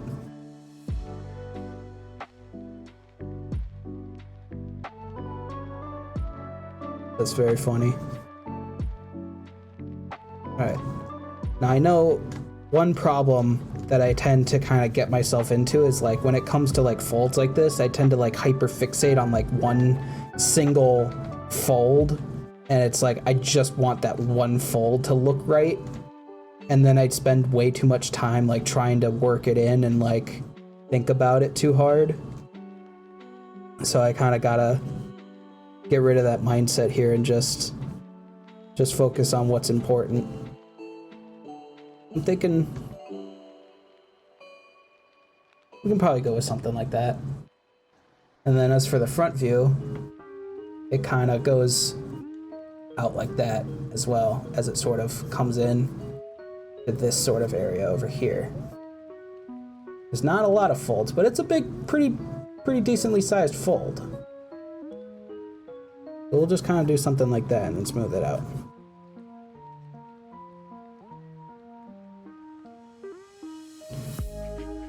Something like that. It's still a pretty loose shirt. I don't know, maybe something like that. It's easier to mold the mesh if we make it a purple material. Yeah, we don't have any purple mats in here. Well, the only purple one is this one, and like, ugh, gross. I think that's supposed to be like what the actual normal map texture is supposed to look like. But it's not, it's purple, but it's not based. So like, oops, I can't help you there. Can't help you too much. Yeah, this is already looking much better.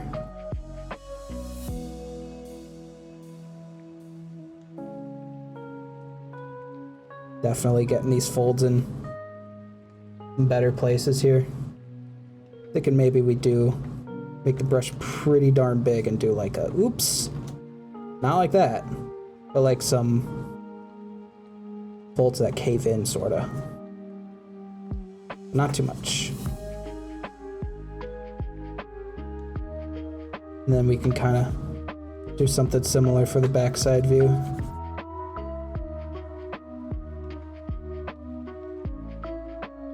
Something like that, maybe. Dude, that already looks so much better. Now, I'm gonna just come back here and just kind of see what I could do over here as well. Because, like, I like the way that these folds kind of are here, but I think it's a little bit too much. So I'm just gonna kind of dial some of these back a little bit. You get some nice happy accents, you've worked through the process rather than undoing anything. I mean, that's what art's basically all about. Like, sometimes things can get like really out of hand and sometimes you might have no choice. But like other times, you know, when it comes to just like basic fold sculpting like this, like you kind of want it to look as natural as you can, but like nothing's perfect, you know? So like, if you get a fold in a quote-unquote wrong place, it's like, it doesn't matter too much. You just kind of work through it. I'm thinking it folds a lot here near where the elbow's at, because that's kind of where the fabric will be bending the most. So I'm thinking maybe something like that. And then long sleeve shirts kind of have like, especially near the end of it where it sort of meets the end of the sleeve here. It's got a lot of folds, but they're not very big folds. They're just kind of little mini folds.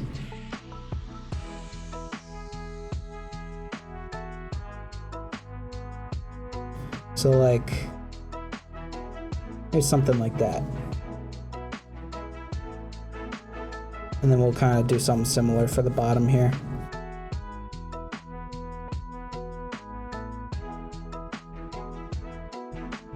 Something like that.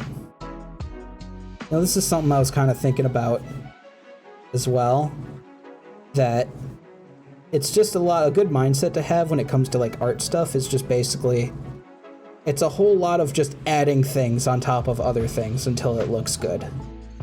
And like, on the rare occasion, it can be a bit too much if you're making like broad, you know, obvious details, but like, It's just a whole lot of just like adding things on top of things. And then if you do it enough times, you can kind of get something out of it.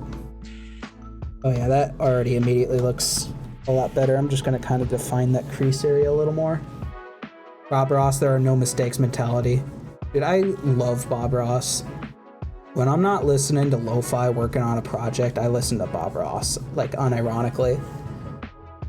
Just the soothing timbre of his voice, as well as like he actually gives genuinely good art advice, like, because that's what it is. In art, there isn't any mistakes, just happy accidents, and you work through it. You sort of work with what you got and add into it, and you can make it good. You know, who cares if, like, these little itty-bitty folds don't look right or natural? Like, it's hardly ever going to be the case. So this character is going to be the main protagonist in a video game that I'm creating in Unreal Engine 5. This character's name's Jimmy, and I already have a like sort of rig set up for him to like do like specific poses and stuff. Oh boy, we're a bit choppy now for some reason. I'm gonna save before we crash. Okay, that was a little weird for a sec. So yeah, I do have pretty big plans for this character, and that's why I do want him to look pretty decently well, especially since you're gonna be looking at him throughout like all of the entire game. But yeah, I did some other characters like in the background to kind of learn this sort of thing. But like, I mean, you're always learning when you do, you know, stuff like this anyway. But yeah, that is basically what the plan's gonna be for this character. I just installed Unreal Engine 5, some prop renders. I was like, hey, yeah, dude, Unreal Engine has some of the best, like sort of rendered scenes that you can ever imagine. Like, I was thinking, like, when I first wanted to start doing this kind of thing, what am I doing here? Viewport, I want to see the wireframe. When I first decided that I was like, I'm gonna try making a video game, I was like, all right, I know I gotta pick a game engine. Which one do I want? Do I want Unity or do I want Unreal Engine? And I picked Unreal Engine only because I just kind of like the aesthetic more. Like, I kind of want to try and go for a sort of Kingdom Hearts look.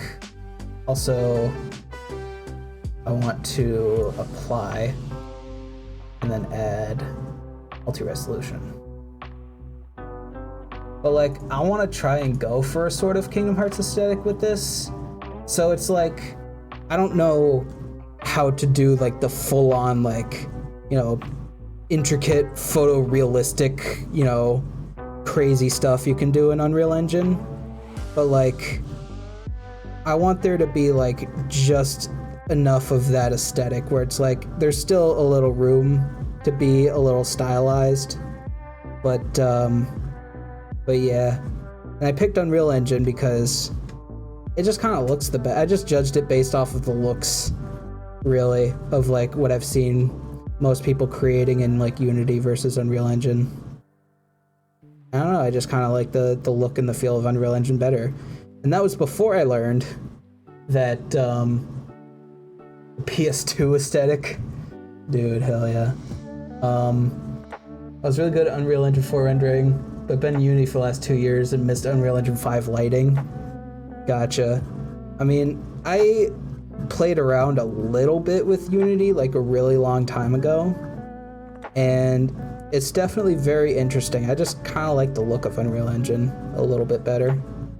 So yeah, that's basically what I chose it off of, and that was before I learned that Unreal Engine has this thing called blueprints, and blueprints are a godsend when it comes to programming. I still want to try and learn, you know, like proper like C++, but or C# or whatever it is. But like, dude, blueprints are such a good way to like block in basic gameplay mechanics without having to like do any like have any of this like extensive knowledge of like programming and having to like learn all these terms and like this and that. You just kind of get what you want and you just kind of plug it in and it works, and it just works.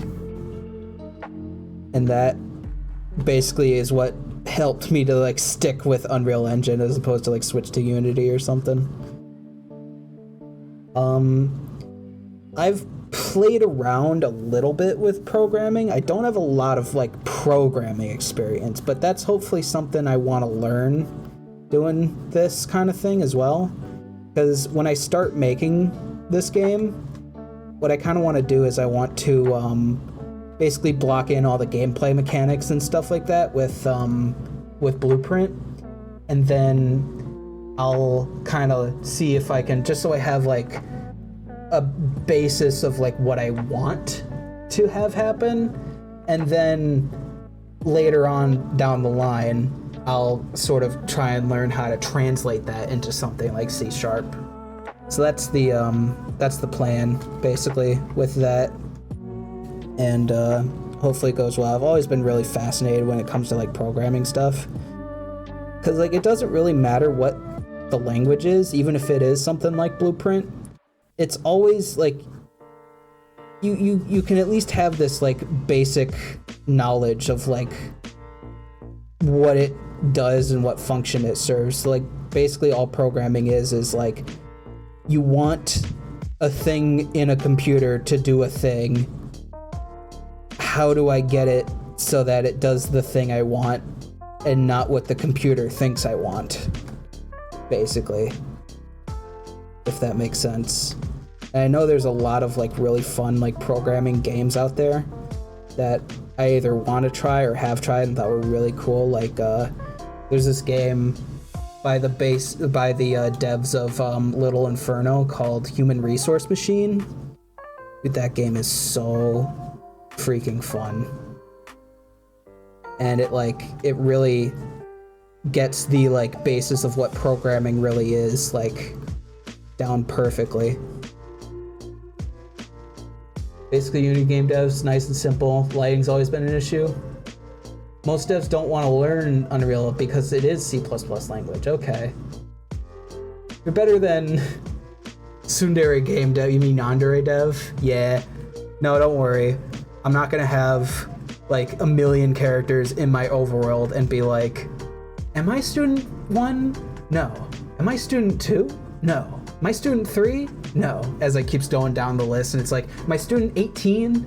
Yes, I am student 18. And it serves no basis or function in the game whatsoever at all. That shit's hilarious. All right, let's see. How are these themes looking? Themes are looking a little broad, but that's fine. We'll work with it. Now, another thing with these pants that I want to try and do is I'm just going to kind of do this and just see what happens. If I just go ahead and take these and I probably should have done this before I did the mirror modifier, but if I just go ahead and extrude these, oh boy, yeah, this is already, all right, you know what? Here. Are you gonna manually program even and odd numbers for if statements, dude? Yes, I'm gonna make sure the game runs at 10 frames per second at all times because of needless programs that serve absolutely no function in the game whatsoever. Also, I might want to redo these pants even though I just laid down the seam, because when I added the solidify modifier, it gave it all these inside faces, and that's not exactly what I want. So here's what I'm gonna do. I'm gonna get Jimmy back. I'm just gonna get rid of these, and we're just gonna do the pants again. So we gotta start with where the shirt ends, so about there. We gotta get like maybe this edge loop here. Oops.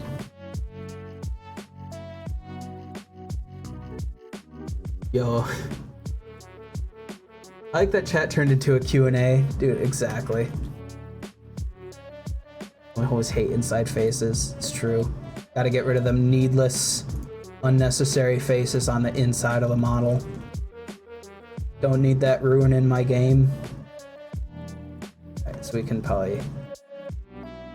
Also, you know what would probably be good? You know, it'd probably be a good thing is if before I messed up my original model, I'm gonna duplicate the model. That'd probably be important. Also, okay, good. We got no modifiers. No modifiers in here. Beautiful. That's what we like to see. I'm gonna let's go ahead and get rid of all that. These pants go pretty high up, but like, I kind of want there to be like a distinction between where the shirt ends and the pants begin. That's kind of the plan. So we'll just go ahead and do that. You're a Maya Master Race modeler. Dude, I know Maya has some like qualities to it that make it like so much better and like, you know, easier to work with than Blender when it comes to like specific tool sets, like with the sculpting and the modeling and stuff. I know Maya's good at really specific things. I just like using Blender because it's free. That's literally all it is. Just because it's a free software. I'd love to try Maya sometime, even if it's just like a trial version of it.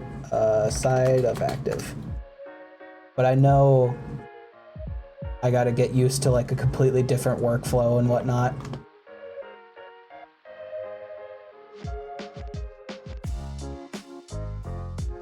Alright, there we go. Now we got something here. So let's go ahead and get our mirror back. Let's get our solidify back. Alright, and we only want the rim. No inside faces. We don't want any inside faces on our model whatsoever. So let's just go ahead and scale this up here. Beautiful, beautiful. Got some pants going. Let's see. I'd say that's about a good thickness for it. Something like that, maybe. Make sure to add a lot of sippers to really nail the Kingdom Hearts style. I think 3ds Max is the best 3D modeling software, but all software is free if you know where to look /VPN. Gotcha. Yeah, I know I can go yar har fiddle-dee-tee and pirate Maya if I really wanted to. But that just seems like too much work. No real reason. Alright, so this is what I was intending on doing. So Jimmy, let me just bring him back here. Google Go Kiger Joe jacket if you want a reference for sippers. We won't tell. Okay, I'll do that in a sec. But if I bring back my reference here, and again, if this is your first time looking at it, this is the character that I want to make. I'm not the best at drawing, don't laugh at me. But this is kind of what I want down here, where the cargo pants kind of fold down here. I kind of want that to be like hemmed up a little bit. So we'll try that. Also, let me Google what you're referring to. So it's Kiger. Let's see what this looks like. Oh, dude. Okay, yeah, that's a lot of zippers. That's an unnecessary amount of zippers. Like, the zippers are so close to each other to where it's like, it's either, if they are real pockets, like they'd all just be like kind of piling up on top of each other on the inside, or they're just not pockets at all and they're just zippers for absolutely no reason. That's literally what that is. That's incredible. But yeah, no, I'll be sure to add in like 10 million zippers. Looks like he tied his ankles together. Yeah. All right, so here's what I really want to do. I want to just extrude that and then just kind of scale it, give it some thickness, kind of like that. And I'll be a little excessive with it because in sculpting, I will sort of dial this back in and make it look a little bit more natural. So something like that. Maybe that's a little much. We can do something like that. And maybe even like scale this in a little bit. And then maybe do, oh, I don't know, something like this. Yeah, why not? Give that a try. All right. Now, we got pants with no inside faces and a nice even thickness around it. So I'm just gonna go ahead and whatever the heck this face is doing out here, I'm not about that. We'll just go ahead and get rid of that. And then sort of with this, actually, I'm actually gonna take this edge here, just kind of bring it in a bit more because I kind of want that to be like, I don't want you to be able to, not that there's really gonna be a camera angle that'll let you look inside his pant leg like this, but just to be safe, just kind of hide his leg there. And I'm also just gonna shade smooth for the whole thing. That's better. I'm following a bunch of different reference images over here. Like I got, you know, I have a reference image for like what cargo pants look like, but not of someone wearing them. So I should probably pull that up here. So man wearing cargo pants.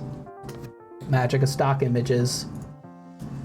It's truly got everything. And there's even some images here of like, I just saw someone, yeah, here, where the bottoms are sort of hemmed up like that. It's exactly what I want. So this is kind of what I got going here in terms of reference. These are just all images I found on Google. I got a couple anime boys over here in case I want to go more stylized. And I got my boy Sora just sitting over here as well. And then like some very specific parts that I wanted to get more detail with. So I'll just sort of add this to the whole reference pile here.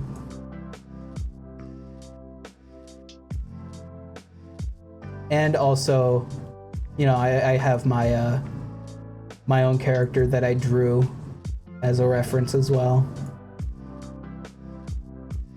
So, yeah, Pure Ref. I just found out about this like a few months ago. It's such a good tool. It really is. It's so useful. All right.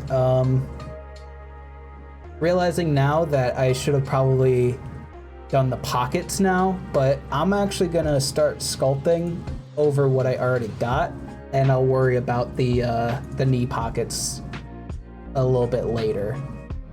So I'm just gonna do what I did before, do it a nice multi-res, and then just sort of get to work.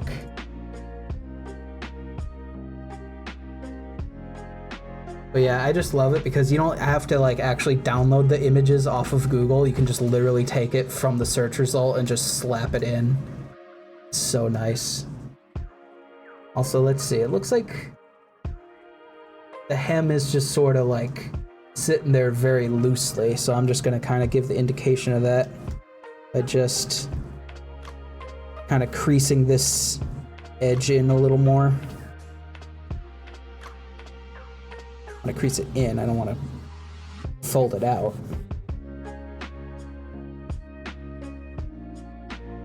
So it's just going to kind of be folded in on itself and then just kind of hang loosely down, nice and gently.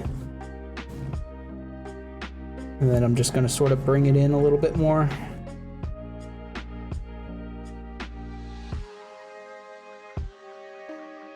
Just like that. I'm not gonna work too hard on this quite yet.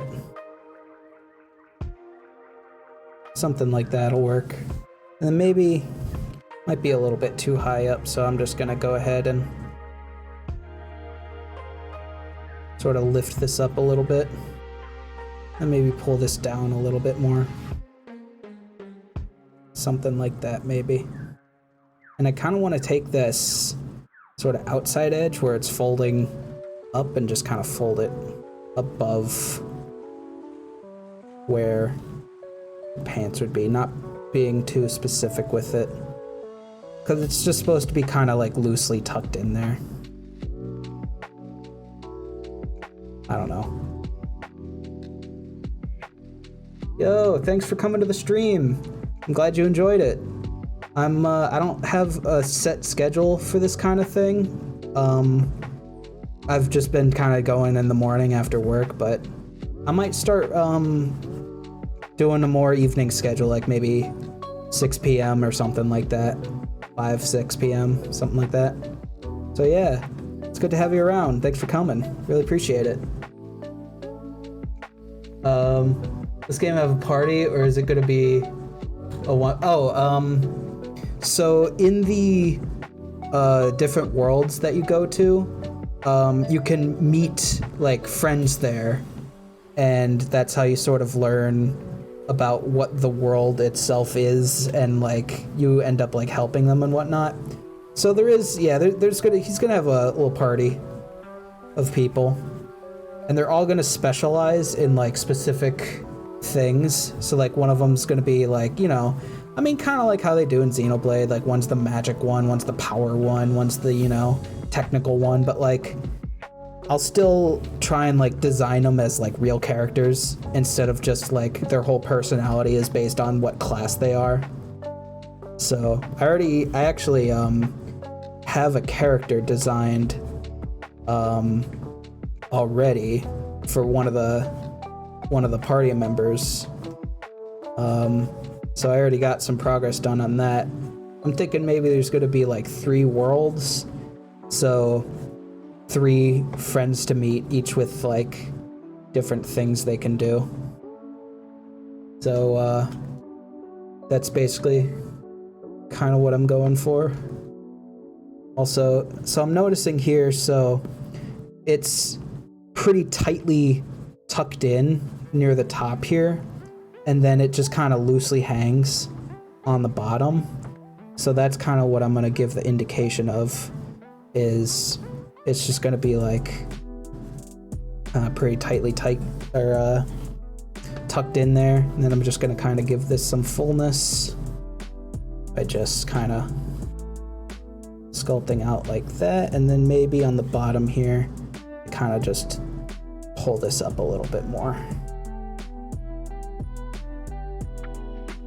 Something like that. So there's still that like that curvature there, but like it's not as tight as it is on the top there. So we'll kind of give it a little indication like that. And I like that it's actually kind of hiked up a little bit on his leg there. I kind of like that a little bit.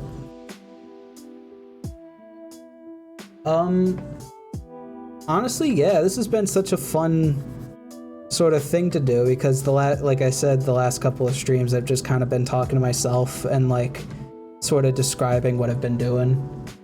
For right now, yeah, we got links allowing here, since there's, you know, not that many people that come by anyway who would want to scam me or anything. I did have a scam bot my very first stream, but I was able to, you know, indicate that that's what it was. So yeah, we got links allowed here if you want to send whatever you want to me. But yeah, I definitely really enjoying talking to chat here. For like, really, this is my first stream that I'm able to talk to a chat, so this has definitely been very therapeutic. And I also love some of the advice that I got so far, like for example, this sort of matte cap that I got going on here is actually really helping with some of the folds and whatnot. Definitely looks way more natural. So yeah, it is definitely very therapeutic, kind of like sort of like when you're walking and talking, you just kind of, your brain focuses on like one thing more than the other, and it like, you sort of go on autopilot for a little bit and you like kind of zone out while you're doing it. It's a very relaxing and therapeutic sort of process here. Also, we got Pig Step going on here. Let's go. Absolutely based song going on here. I'm just drinking, helping people where I can, dude. Hell yeah. Yeah, what you got? I don't drink too much alcohol, but I'm definitely fascinated by different styles of drinks and whatnot that I'd love to try. I always love trying new things when it comes to like food or drink or whatnot, but like just like recreationally or like just in my off time. I don't usually drink a lot of alcohol. But yeah.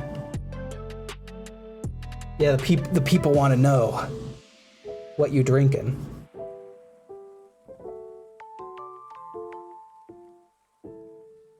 Just gonna kind of give a little bit more broader strokes in the back here. I think these are kind of going up a little bit too high. We'll just kind of bring these back a little bit. Let's kind of start working on the folds for the rest of the leg here. The cargo pants fold very weirdly because they're a very weird material. So let's see, kind of around the knee area, it kind of comes in like this a little bit. And we can just kind of bring that out a little more. There's a lot of sharp angles when it comes to folding.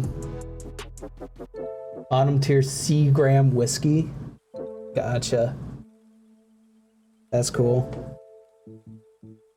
But yeah, I'm just gonna kind of, I don't want to work too hard on the sort of knee area because this is, again, where the pocket's gonna go. So we'll just kind of leave some room here and just maybe do some folds kind of like that. Kind of leave room for where I want to put the pocket here. Maybe something like that. Like I made a little face.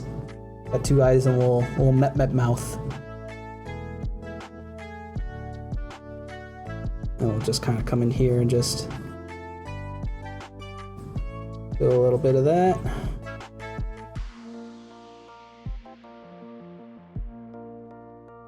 Exactly. I won't work too hard. No one ever wants to work too hard.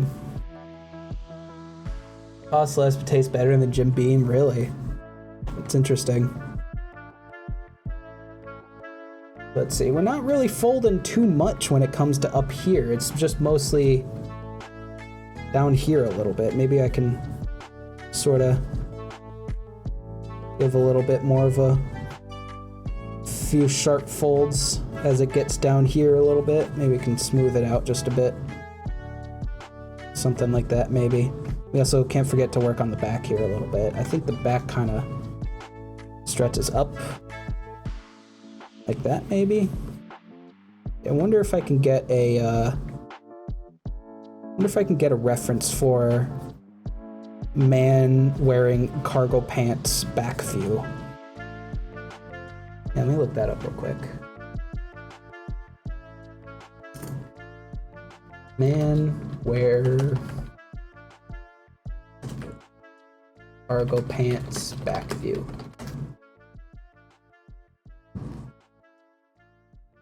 I know most cargo pants have like the exact same pocket in the back. I don't know if I'm gonna do that with my character. I just kind of like the knee pockets. Alright, so already we got a guy wearing khakis, which, if you don't know, is not in fact cargo pants. Ah, here we go. Here's a good one. Let's just sort of drag that in here.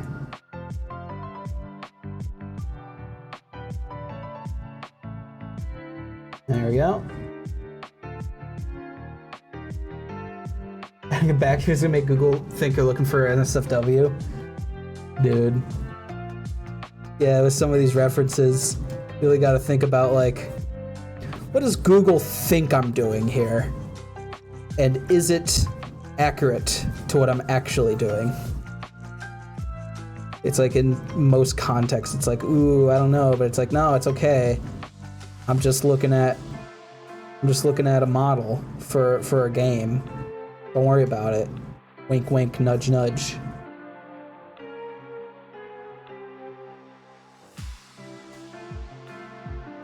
All right, and then it kind of, let's see.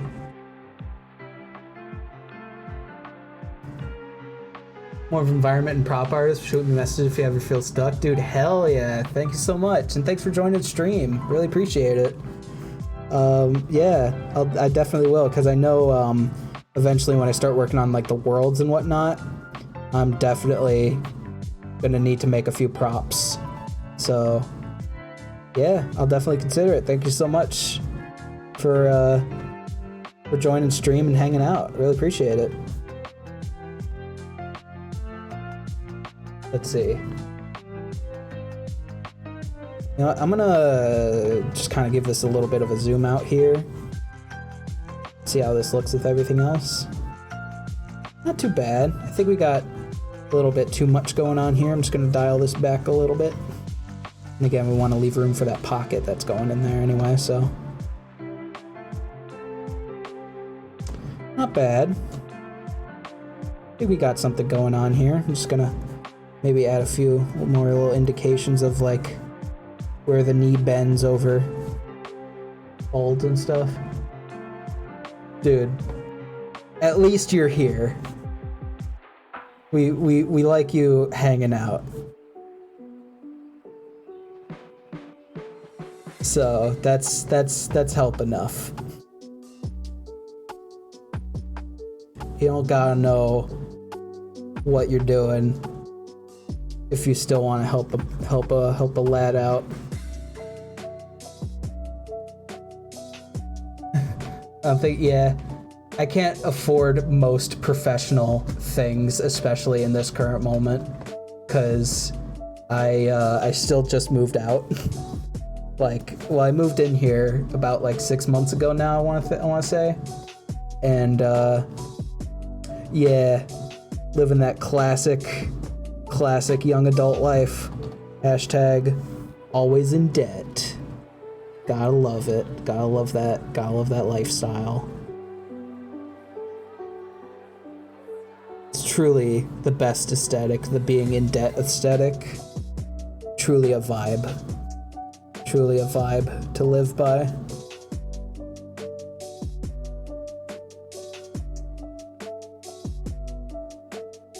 Gonna kinda... How's the move out experience? It was good. This is, of course, the very first time I ever actually moved ever. Like, this is literally my first place ever since living with my mom. And I gotta say, I absolutely love just the apartment in general. It's next to a bunch of fast food places too, which is definitely a good sign. And I mean, honestly, I just kind of took it one step at a time when it came to just like moving things out. Like, I got like the most important stuff. Like, I ordered a bed frame. I moved out my desk area, and you know, just like big objects like that, like my computer, stuff like that. I didn't really focus on. I mean, I still had I moved out some laundry and whatnot, but like, the point is, I didn't really need like a big moving truck or anything to move out what I wanted to. So it was kind of an easy like move-in experience. And then like, as I needed things, I could just go over to my mom's house and grab them. So it definitely wasn't too rough, and I'm very glad for that. And the apartment, of course, is really nice as well. And I mean, I do have a steady job to be able to afford it, at least with a roommate. I mean, I could still afford it, just like barely, though. I wouldn't be able to save any money, but which is why I'm really glad he's here. But But yeah, I gotta say, I mean, just getting used to it alone is, you know, one thing. And in a way, I guess you could say I am still kind of getting used to it. But it's definitely really nice to be able to have that independence, you know? Just to be able to focus on the things I want to do, be able to set my own schedule and, you know, have the freedom to sort of do stuff like that feels really nice.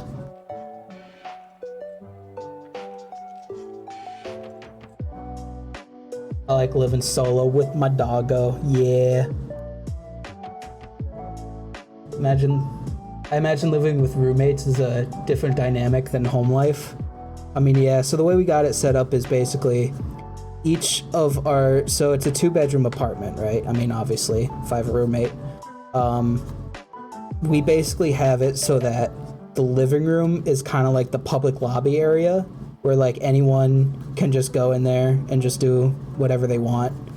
And like whoever has the TV first just has the TV until like, you know, we're polite, we're good friends. If I'm like, I feel like playing a video game for a little bit, you know, we respect each other. And then our separate rooms are like our separate homes, basically. Like we need each other's permission to go in our rooms. And that is, that still like gives us that sense of like privacy and whatnot. So it is definitely an experience. And like I said, I'm still kind of getting used to the fact that I'm like even living on my own in the first place anyway. Because I mean, it still hasn't even been a year yet since I moved out. So it is a different experience. But yeah. I'm just kind of making the pockets right now for like the normal pockets, not the weird cargo pant pockets. And I'm just gonna kind of not work too hard on it, just sort of get the indication that there's a little something here. I'm just gonna kind of quote unquote fill this in with emptiness. That's definitely a saying. Black holes are hard. It's the hardest part of doing a 3D model, is just getting all the black holes to look right. Because they always messing with the space-time continuum, and it's like, ugh, okay, we get it. We get it. You can't let light escape from you. Ooh, so novel. So original. Let's see. I think I made this a little too big, so I'm just gonna kind of sculpt that in there. And I'm just gonna sort of give this a little bit of a crease. Maybe something like that. And I'm not too worried that it's kind of clipping into the body a little bit. That's something I'll be able to fix. I don't know, maybe something like that. It's a little hard because I'm sculpting off of a multi-resolution modifier. So the only detail I got is this literal wireframe here. So it's hard to like, if I need to add in more detail. I mean, I could give it another layer of subdivision, but it's still based off of like this sort of grid I got going on here. So actually that's not looking too bad actually. Like I said, I don't care that it's clipping into the body like that. There we go, something like that. And then I'm just gonna kind of smooth everything out. Something like that. Actually, if I get rid of the body, what does it look like? Something like that. Okay. I can also even scale up the model just a little bit, or I can just take my grab tool and then kind of get our body here, and we could just kind of pull it out. But we could still leave the indication of little crease marks where the pocket goes. You need ZBrush to really sculpt easily? Yeah. That's another 3D program that I really want to try is ZBrush, and I was also a little bit fascinated for a time by Substance Painter for like texturing and stuff. That's another one I really want to try, even if I have to Yarhar be a pirate. But yeah, I think that would really help, because from what I've learned, Blender is basically the all-rounder when it comes to modeling. You know, you can do your modeling, your texturing, your sculpting, your, you know, texturing. I think I said that already.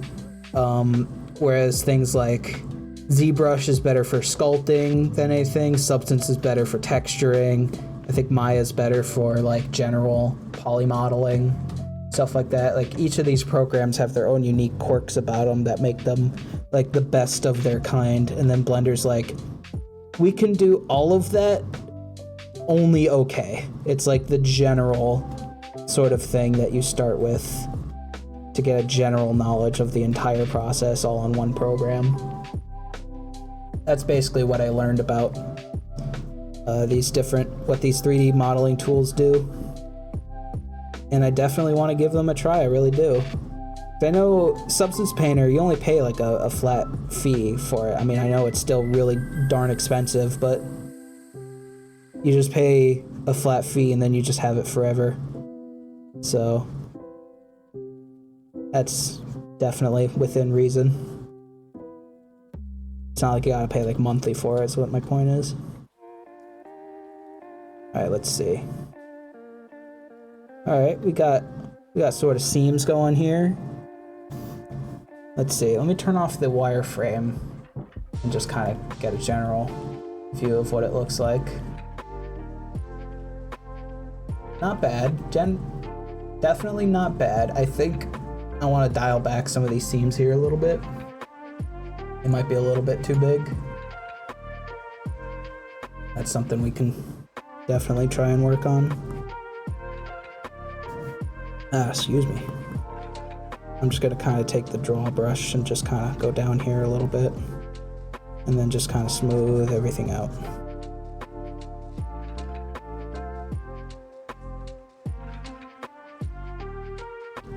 And just kind of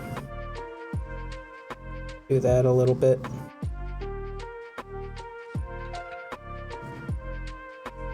I think the seam might show up better in like when I texture it, because if I do any like texture painting on this, I'll probably paint the seam a little bit of either like a darker color, or I'll like still give the indication that it's there, and then this is just to give it a little bit more of a thickness to it. But yeah, he's a little chubby.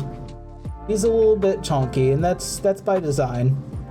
I kind of want, because like in most of these like JRPGs, you have your protagonist who's either a kid or like a young adult who's like very slim and very like, you know, designed like flawlessly, and you know, it's like the perfect man basically. Whereas like with this, I just kind of want him to be like a kid, you know?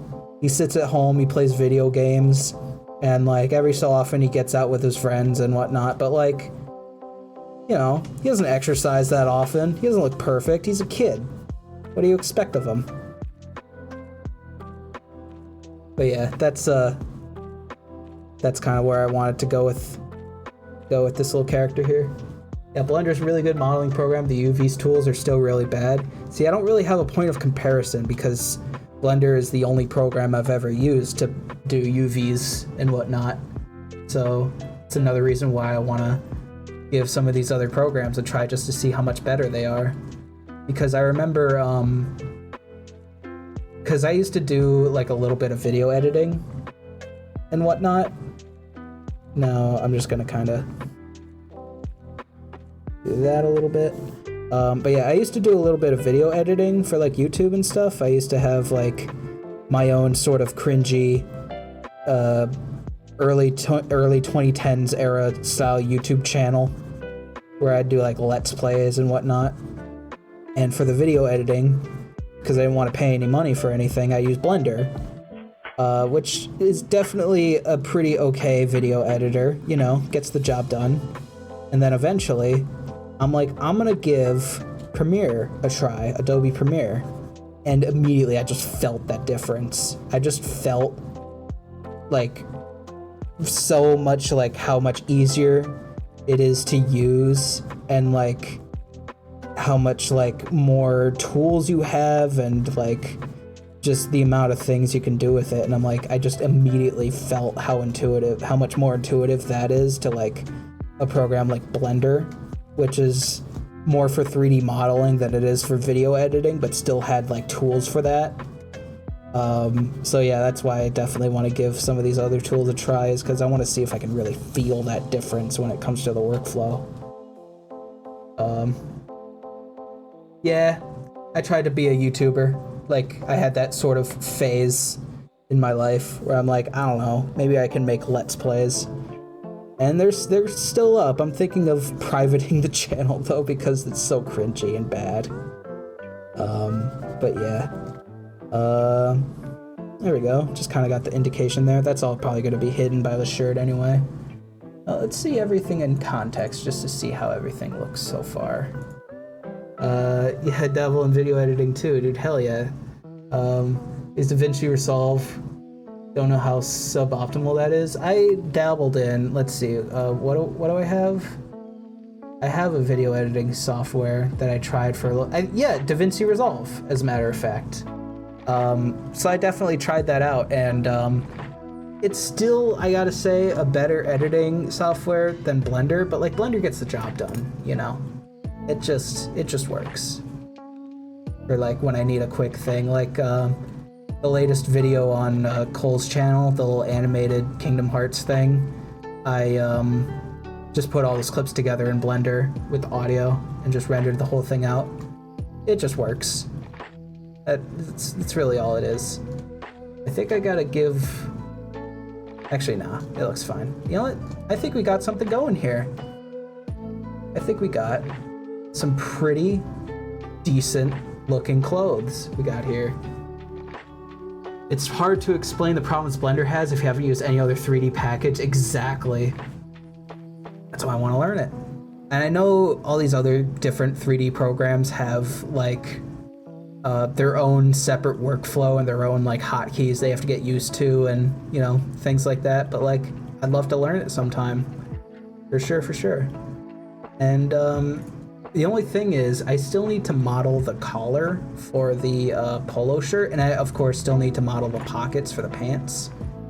And as a matter of fact, the pants shouldn't have eyes and a mouth. I don't think pants should have that, so let's just go ahead and get rid of that.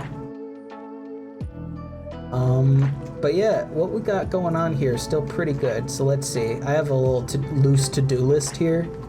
So we got clothes, and we already did the texturing for the body, so I'm just gonna get rid of that.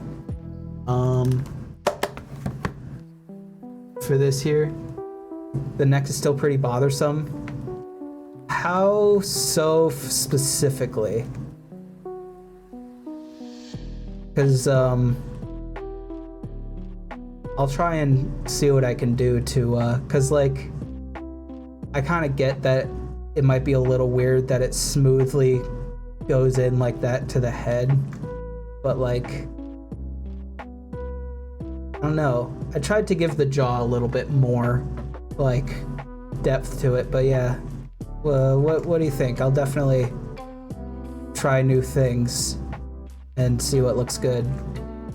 So let's see, what do I have to do? I have to make the shirt collar. I don't know if that's, there you go. Shirt collar, shoes, and pockets. Actually, I'll do that. There. I had to do a video for a class. I thought it had to be a very in-depth thing, but most people half-assed it. Mine ended up looking very try-hard. There's something similar to that I did in high school, where we had to make a sort of short film on the history of which president was that? I'm blanking on the name now, that did Watergate scandal. We basically had to do a short film on the Watergate scandal, and this was still the era of me wanting to be a try-hard YouTuber, so I had video editing knowledge, and it was very like, we went ham with that video. Like, it's cringy to watch now, but we went so hard on that video. We rightfully earned that pizza party that we had afterwards. It was very incredible, and of course very cringy now. I think I still have the video, but yeah, it was very good. Now I'm just gonna see if I can just let's see, how am I gonna do this? My video's low-key kind of funny. Yeah, that was similar to what my class project was like a little bit cringy, but like a little bit funny in a specific way. With 3/4 view.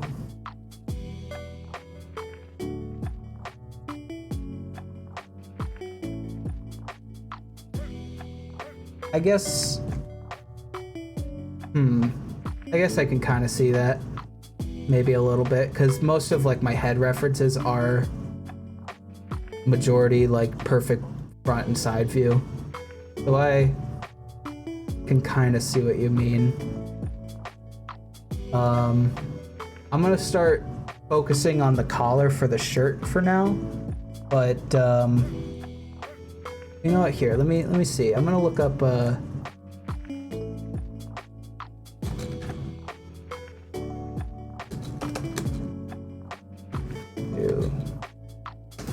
I just searched young man 3/4 view head. Let's kind of see what some of these look like. Okay, yeah, most of them, I definitely see what you mean with the neck and how it like kind of goes back, whereas like in some of these it kind of goes down out of the front at an angle. So I definitely see what you mean by that. Head itself is very huge. I guess so. So like, if I were to just like, and the eyes and everything else are connected to the head, so hopefully they'll be affected along with it. So if I go ahead and hide this, and then just sort of take everything up here, including the eyes and the mouth, and then just sort of, I know this is very rough, I'll fix this in just a second, but like, if it just kind of comes out this way a little more, and then we can just sort of take like this area here and just kind of, again, very rough. I'll fix this in a second.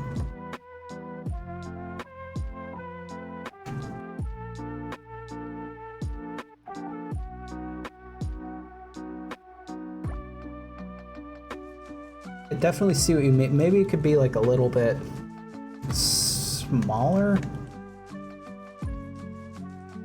So like if I maybe do something like this.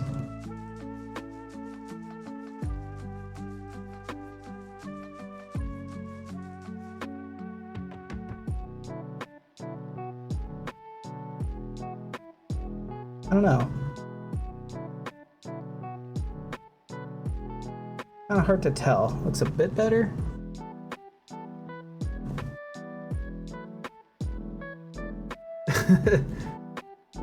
Your name shows up as blue and It shows up as pink, yeah. Dude, hell yeah, trans rights. Let's go. Let's go, trans chat. Getting that trans pride up in the chat, let's go. So let me see what happens if I just, I won't do it too much, but just like, I see what you mean. It just kind of needs to be maybe a bit smaller and just pulled up a little bit more. Then maybe the head can come down. Oops. Just a tad.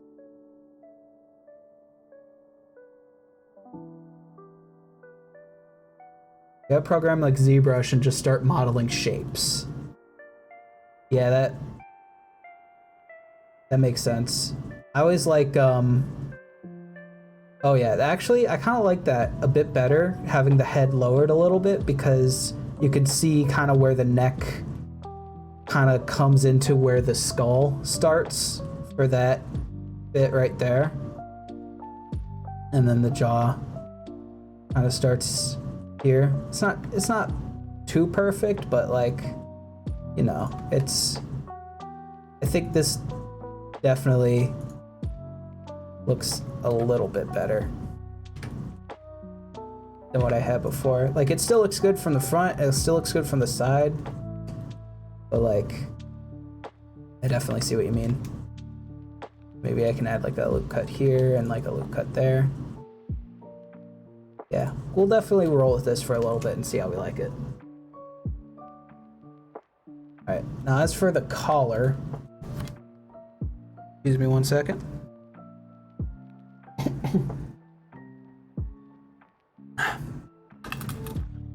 Ooh, I'm talking a lot here. My throat's getting a little dry. I had to get a little sippy of water.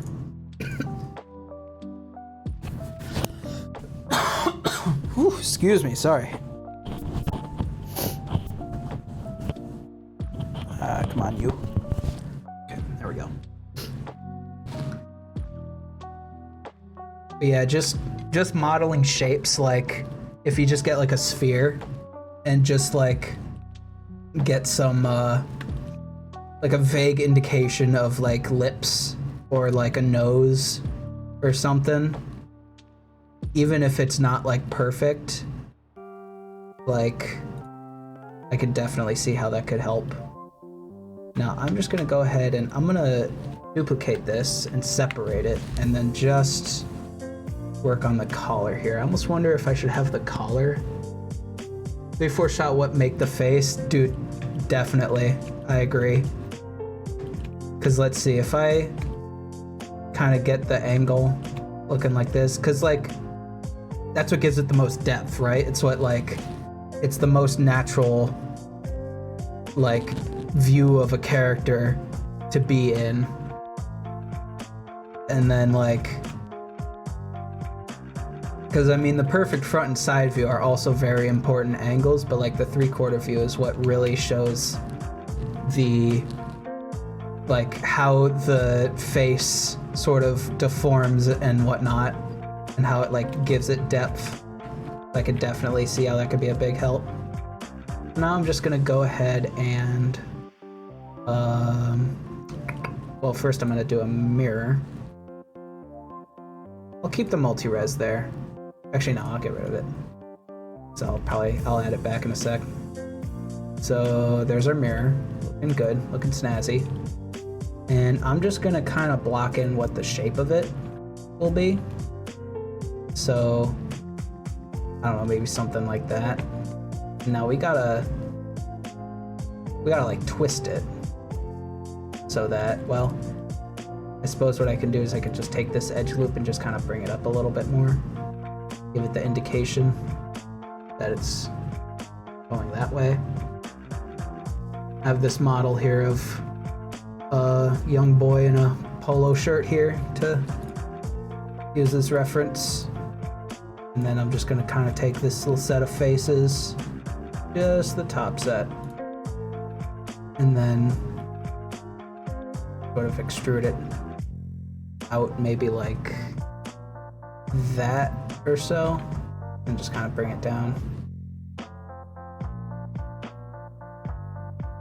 definitely want this edge loop to come out a bit more. Something like that. Why are we doing this? I'm gonna probably add a loop cut like here and just kind of bring it up. Yeah, that's better. That's much better. And then just sort of take this edge loop here, just this top one. Oh boy. Oh, we're looking a little ugly in the back, aren't we? Alright, you know what? Better idea. Let's just go ahead and bring this back in. And we got to... So it definitely goes up like that. And we're looking even on all sides still, right? Yeah, kinda. I'll definitely fix the back in just a second. Now, I don't think... Yeah, these inside faces aren't going to be important. We can just go ahead and get rid of those. Especially these bottom faces as well. We don't really need these.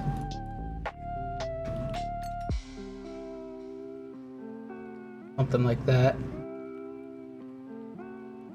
And then I think what I want to do is sort of take this edge loop here and just sort of bring it up like that maybe. And then we can sort of take these faces here, kind of like that. And then we can just sort of extrude it up like that, and then these faces out here are what get extruded out. Like that. Now I know those are kind of coming in together, so I'm just gonna go ahead and fix that.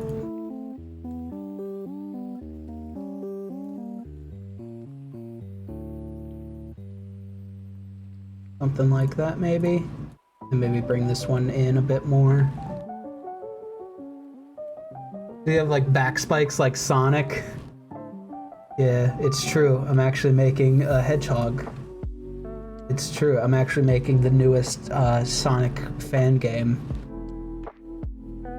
It's true. You caught me. Just that the back is a little bit wonky. Like it's a little bit wow, wow, wow. That's all. Nothing specific. There we go. And we could just kind of extrude that collar out a bit more and bring it down here. Now that is a collar, my friends. That is one pretty good looking collar. Sort of bring everything back like that.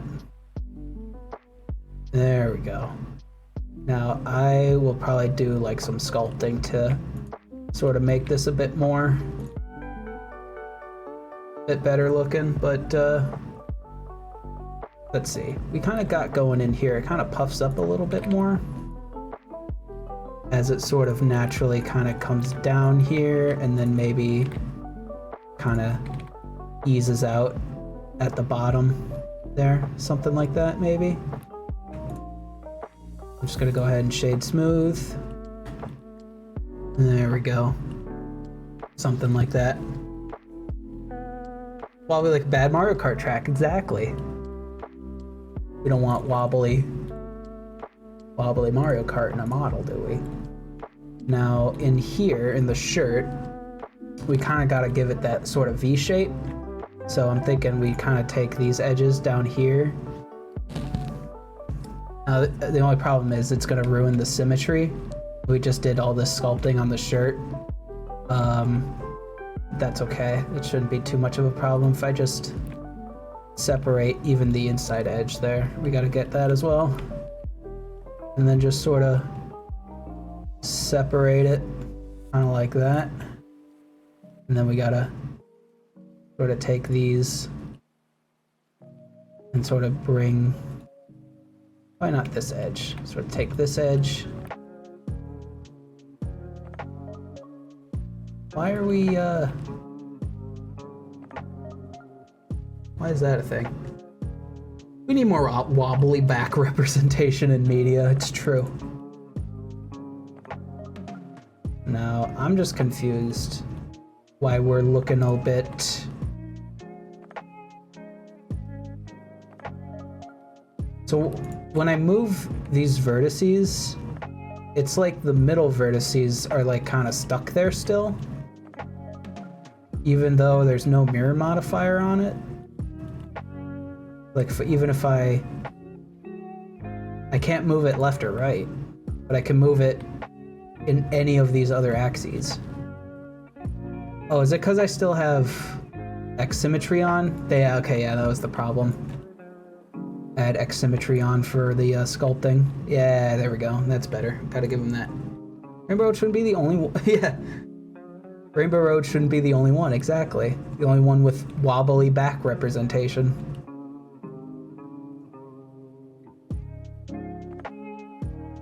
There we go. Gonna kind of give it that classic polo shirt V shape. And then we can kind of take these vertices here and just sort of drag them down. Now, it doesn't have to be perfect because it's just gonna kind of loosely sit on the character anyway. Not like, you know, it's not gonna be, you know, perfectly symmetrical in every way, shape, or form. So we're just gonna come in here and just extrude these down a little bit, give it a little bit of thickness, and then sort of connect this up and make it a face. Do the same for this side as well. Something like that. Something like that. Polo shirt and permanent rain environment. No wonder Jimmy wants to leave this world, dude. Exactly. Alright, so how are we looking here? That actually don't look too bad. It's actually looking pretty good. I like where we're going with this. And I almost don't mind that the collar is a separate object, because if I want to adjust anything for the actual shirt itself, I can make the adjustments I need. Actually, I'm just gonna make the back of this here, give it some more wobbly back representation. I'm just gonna take proportional editing and just kind of loosely drape it over. Well, let me get rid of, oops, maybe like that or something. Kind of loosely drape it over, and if there's anything that's a bit too high, we'll just kind of bring it down here, just like that. Maybe kind of bring it in as well. We might want to do that. Not too much. I don't want to affect... Actually, I'm going to hide this because I don't want that to be affected. If I just come in here and just sort of bring this in a little bit. Maybe like there-ish. Maybe sort of bring this down a little bit.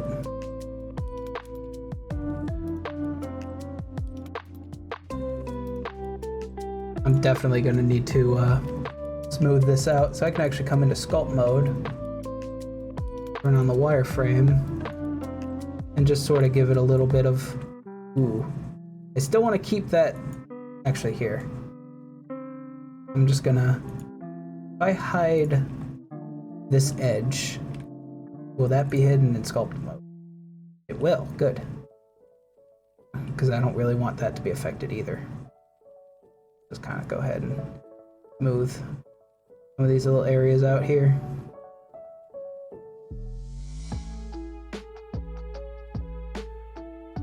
Maybe something like that. Now how does that look? Okay. Actually, you know what? Why don't we get rid of this edge and then just extrude down a new one? Like that. There we go.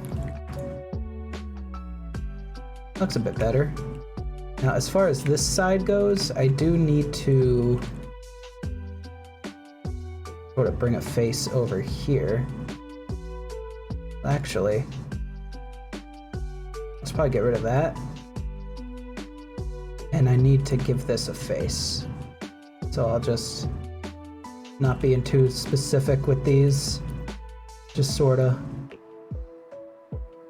extrude some vertices out. I could probably, it'd probably be easier if I just dragged the edge I already have downward, but we're already this far.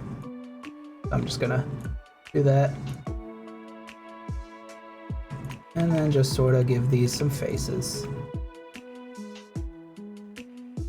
Actually, I'm gonna have a loop cut here, and then bring a vertice over here. Make that a face, make that a face, and then drag it down and make that a face. So now it has a bit more thickness to it. Something like that. Maybe this vertex has got to be in a little bit more. There we go. Not gonna worry too much about intricate details that you aren't even gonna be able to see anyway. Although this does kind of need to be out a little bit more like that. That's better. And I'll definitely work on this more later, eventually. Oh yeah, that's a pretty decent looking collar that we got going on here. Not a bad looking collar at all. Go ahead and turn the wireframe off, and then I mean, yeah. The only problem is, I wonder if I can, because there aren't really any faces underneath the collar, but I wonder if I can finagle it to sort of make it so that when the collar reaches where you'd be able to see underneath it, that you wouldn't be able to. So like, kind of bring this down a little bit, for example. So I'm just gonna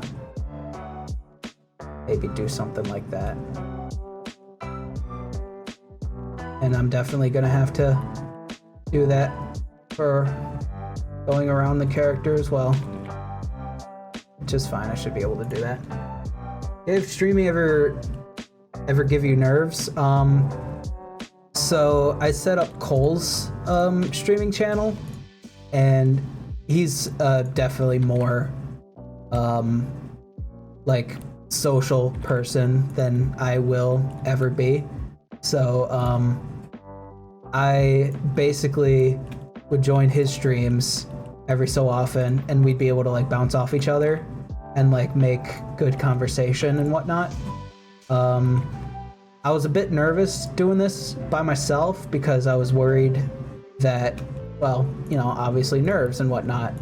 So in a way, yeah, thinking about doing this did give me nerves a little bit, because I remember I wanted to try and do like a little 3D thing to like just learn the program a little more, and I tried to record myself doing it. And even after that cringy phase of wanting to be a Let's Play YouTuber, I just didn't know what I was doing. I was so nervous. I hardly talked at all, and like was just kind of doing it, and I'm like, I don't know how I'm gonna do this. So I was just kind of thinking back to that moment and being like, oh god, I hope that doesn't happen again with this. But ever since, like, I knew that I wanted to, like, that streaming this process would give me the motivation to keep working on it.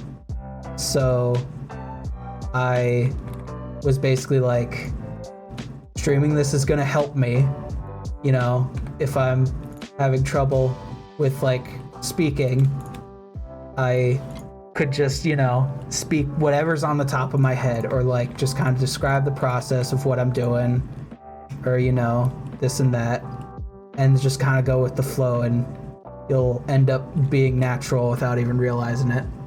Being introverted kind of sucks sometimes. Yeah, true. I know that firsthand. But like, but yeah, you just kind of Now this will be like, this is my first week, you know, kind of doing this by myself. And it is definitely experience, but like you do kind of get used to it a little bit. Even if it is just like, you know, basically you're just talking to yourself, and you just got to know that, like, you know, no one's gonna like judge you harshly. You know, we're all just here to have a good time. We're all just here to vibe and just be one with the aesthetic. So, well, thank you. I appreciate it. I really do. Just trying to make a conversation, even if it's about literally what's happening on screen, you know? As long as you can fill that empty void, then you're good. Even if it's like what you think is nonsense, it's just like, that's part of the vibe. It's part of the aesthetic. So, no matter what, it's, you know, as long as you have an idea of how you want your stream to be, you know, like I want to just keep it a nice chill vibe. We got like some lo-fi going on here, and, you know, just kind of calmly going about doing this. It's like, as long as I got that in mind, like, that's kind of how I want the stream to go. And it's like, I feel like I'm doing pretty good at making that work, you know. Let's see, what do I want to do? I want to wireframe. And even if I look like a fool, you know, doing some things, like, that's just part of the fun of it, really. So, I'm just gonna up the detail on this shirt a little bit. Worst case scenario, some stranger you'll never meet won't like you overall, and like, who cares? Yeah, exactly. Basically. I'm just gonna give it a little bit more detail, and I'm just gonna kind of model in. I'm gonna enable X symmetry here to just sort of give the indication of where the sort of button area of the polo shirt should go, because like what it's supposed to look like is like this half is supposed to be like underneath this half, and this half's gotta have like the buttons on it. So if we just sort of give the indication of that by just keep the X symmetry on, maybe doing something like this, and then have this go up here, and then just have it go inside where the collar goes. Something like that, maybe. And we'll just kind of give it a little bit of thickness over on the edge here. X symmetry is my favorite comeback mechanic. Yeah, gotta enable that X symmetry, bro. There we go. Put a mark where these seams are gonna go. Something like that, maybe.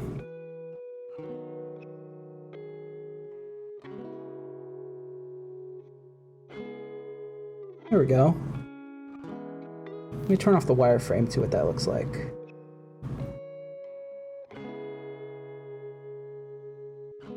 Not bad, not bad. I almost wonder if I can make this go a little bit lower like that.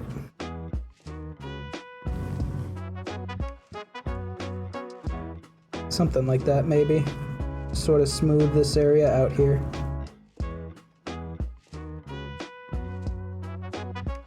There we go. So now that you'll be able to see underneath the polo shirt like this, that also means that we need to see a little bit of the long sleeve shirt underneath here as well. So if I just go ahead and let's see. First, I might want to. Nah, I'll leave the collar as a separate object for now, and I'll probably do the same thing with the pocket, because I'll probably leave it as a separate object. And then once I get more like finalized with it, I'll join them all together. But let's see here. What was I gonna do again? Oh, I want to, I'm gonna duplicate this model again, unpair it from everything, get rid of the modifiers. Yep, it's already gotten rid of, good. I'm I'm just gonna disable everything else here. Well as that. And then let's see. I'm gonna enable the collar and just kind of make an indication of where I want the, I also want to enable the shirt as well. So it's gonna kind of go around up to here maybe. I didn't make the shirt color a texture. Oh, like on the body itself. I mean, yeah, I could do that, I suppose, if I wanted to, but I mean, I suppose that's not a bad idea. Oops.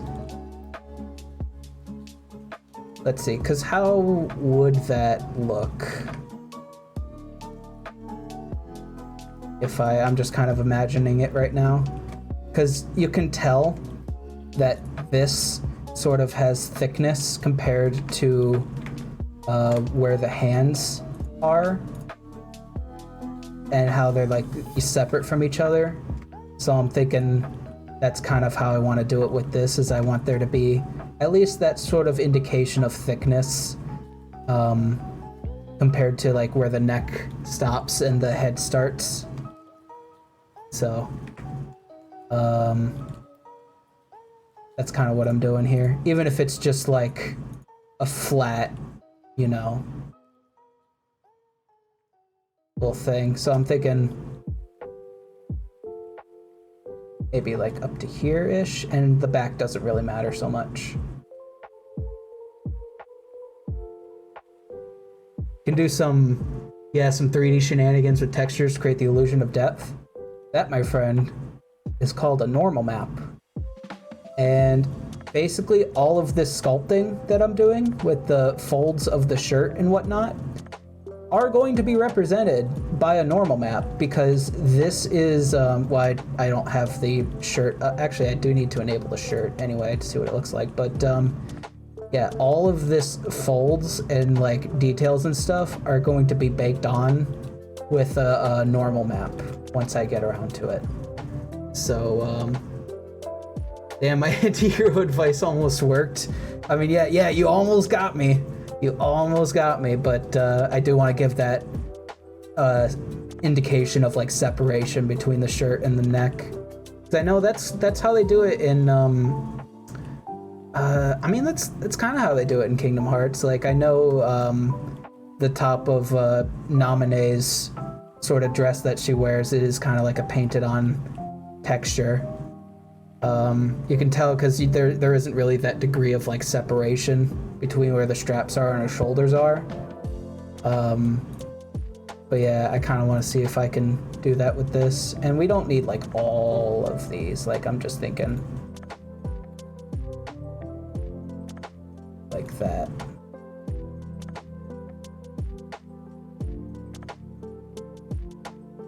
So yeah, I will just duplicate this and hide it, and then I'm just gonna literally get rid of everything else as well as that, and then unhide it. So that is going to be joined to this. So I'm just gonna go ahead and join those two together. Beautiful, and we don't gotta worry about adding folds or whatever to this, because this is just, I do probably want it to stick out a little bit, so I'll just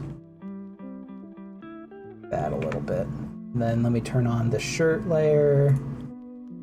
Yeah, you can tell that is distinctly underneath the shirt there. And then if I turn on, those are the pants and then the collar. It's hard to tell from this, but you can definitely tell that once I add the same material to this, that it's like, it gives the indication that it is an undershirt. Side character like Naminé can get away with it exactly.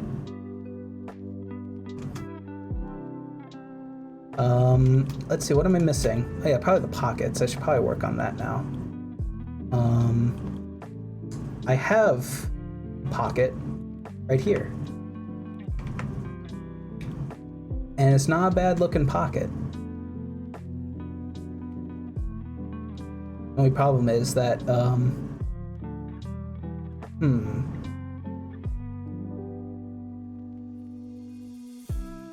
almost wondering, because what I was doing before was I was taking the shrink wrap modifier and just only applying it to this outside edge to get it like latched onto the pants here. I'm almost wondering if there's another way to get the same effect, but like in a different way, because I'm almost wondering if like if I got like a plane and just like shrink wrapped the plane to the model, and then anytime the plane deforms, I have it set so that this deforms like evenly along with the plane, so that it can all kind of latch on evenly without it like being too distorted or anything. I just don't know how I'd go about doing that. I suppose you can make the texture argument for almost all the clothes, like the pockets and stuff. Yeah, I mean, I only want to model the pockets because I want to, again, have that degree of like separation and like thickness, like, because I actually tried sculpting in the pockets with a earlier version of this model I did a while ago, and it just kind of ended up looking too wrinkly and too weird looking.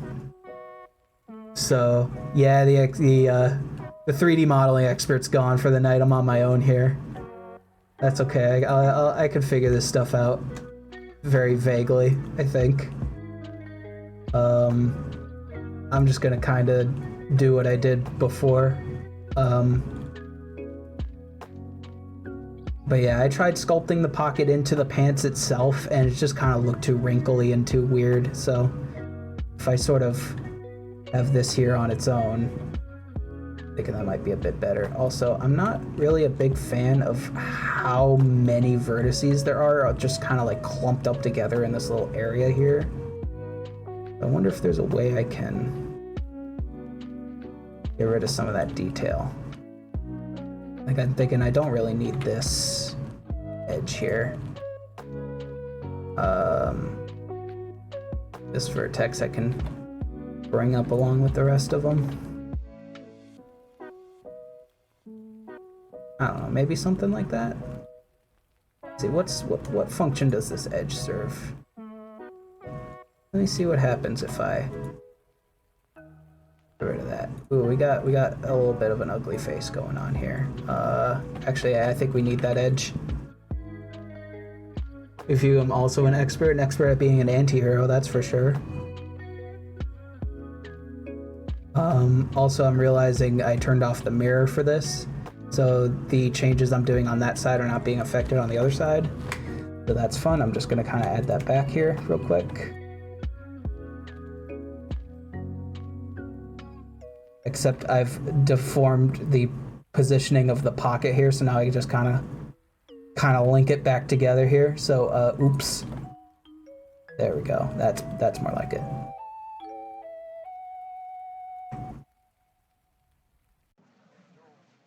All right. No, I'm just gonna do what I've been doing, because this seemed to work.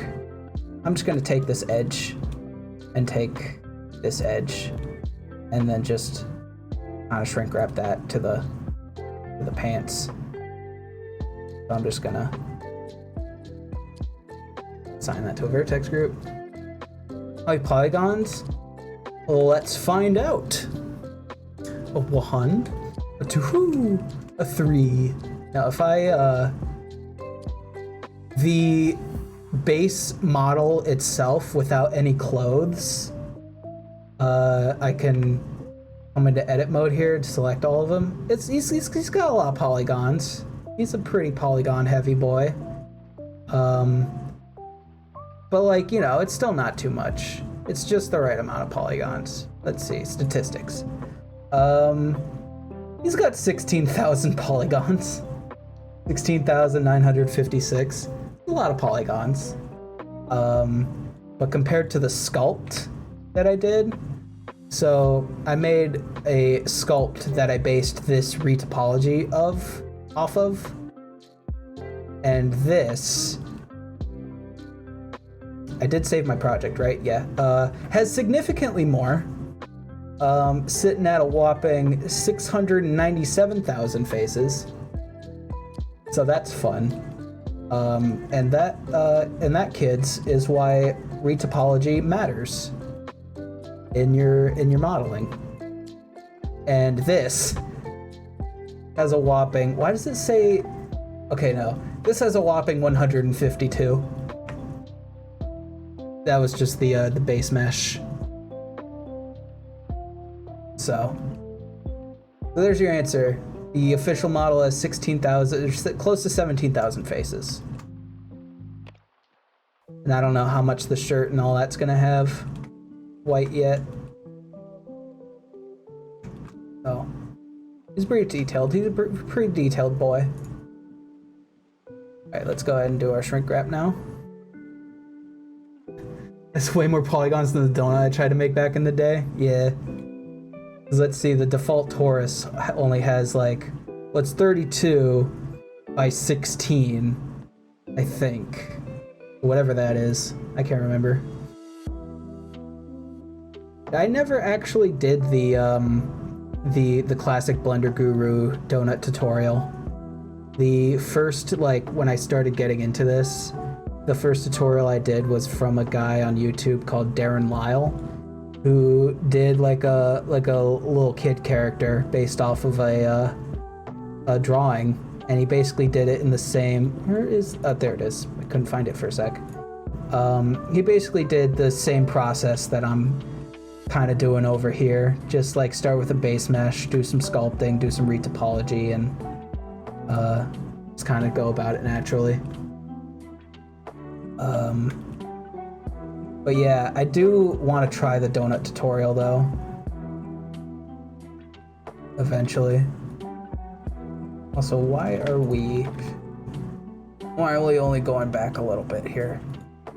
Oh, you know what? That's probably because of the shrink wrap. So I'm actually going to bring you in a little. Just take these two edges and just sort of bring them in. Nice and close. No need to be shy. And then just sort of take all these faces and...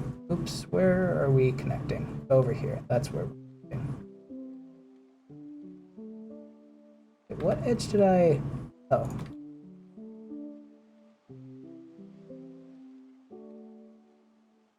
Yeah, I kind of want it to be even on both sides. That'd probably be ideal. So I'll probably take this edge and hide it. Oops, hide it, please. Thank you. And then take this whole array of faces and just kind of bring this in a bit more. And it doesn't have to be perfect because it's fabric. It's just gonna kind of hang loosely off of the old model here. These vertices I might have to go ahead and pull back a little more. Maybe something like that. And then let me bring in the old thing there, and that looks kind of decent. It's kind of clipping a little bit, but it can do that as a treat. I do kind of need just this area down here to just kind of behave itself a little bit. Maybe something like that. Yeah, that's definitely much better. Now, as far as the top goes, I might want to add another edge loop here to just kind of pull out, bring up, so it's not clipping into the pants as much. Without a little clipping, we wouldn't have Windows 98. What would we do then?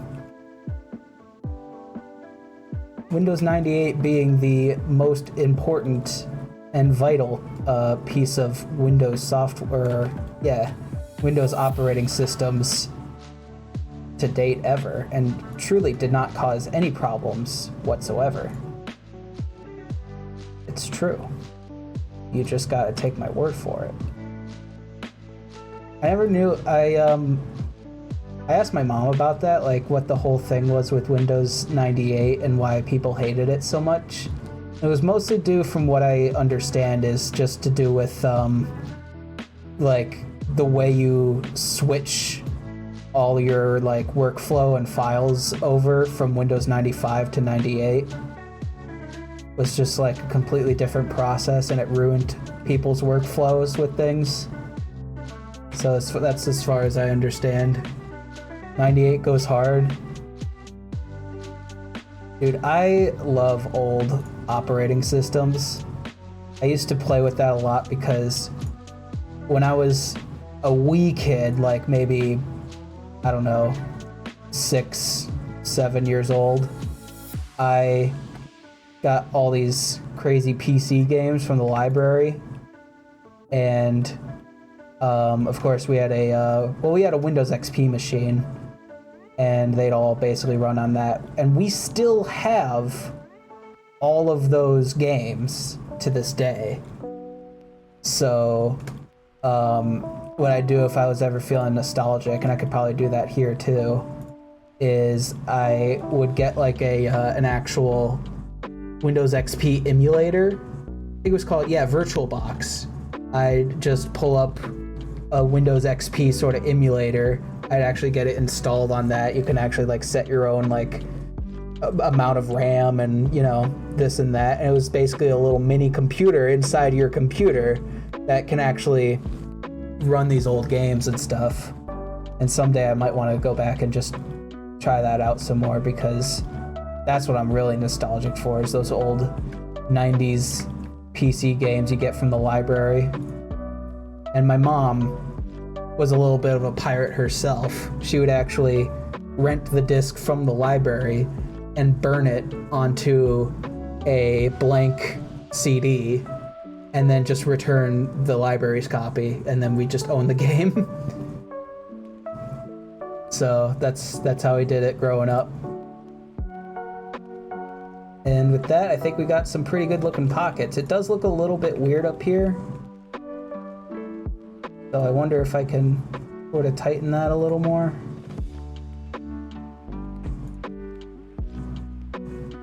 It goes throwing away some old stuff. I got a box full of random floppy disks. They're worthless, but it's a neat novelty to have. Yeah. That's another thing too, is I want to get like an actual, because we got some diskettes, and I'm not really sure, they're unlabeled, so I don't really know like what's on them, but we kind of have a random pile of diskettes lying around, and I think they're mostly from like my dad's work, like training videos or something, and I would love to be able to like pull that up and see what's on them. But yeah, and I think with that, I think we got some pretty good looking pockets here. Now let's go ahead and rename everything. So this is the undershirt. This is the shirt. Call this the pants. And then this is the collar. And then these are the pockets. There we go. So let's see, we got shirt collar, we got pockets. Beautiful. I'm just gonna apply a base color to everything.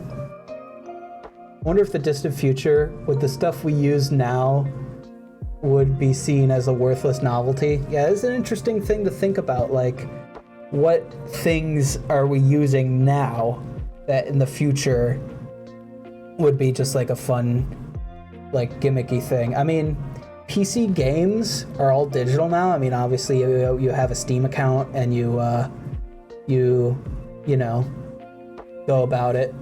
Also, yeah, choose the color wisely. And by wisely, I mean only purple and nothing but purple. Already a good start with the skin-colored pants and the purple shirt.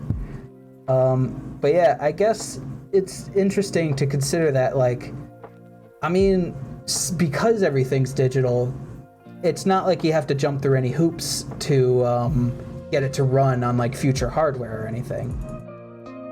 So you could just, you know, launch it and use it. Like on Steam, I can launch kind of existentialism, but for machines. I know on Steam, and I know they actually worked hard to get the original Half-Life to run on modern hardware. So they kind of had to jump through some hoops on their end to get like a remastered version of the original Half-Life to run on Steam and on modern hardware. But that is a thing you could do, for example. Like, you could just play the original Half-Life, a game from the late 90s, and it just runs fine on modern computers without having to run an emulator or anything like that. I think that's kind of what the future of media is going to hold, basically. Also, I'm just gonna, yeah, there's the undershirt there. So the shirt is going to be purple, but more on the redder hue. Then the undershirt is going to be a really dark purple. I'll just call this undershirt. It's gonna be a really dark purple. And then the pants, I'm just gonna call this pants, is gonna be like a more yellowish purple.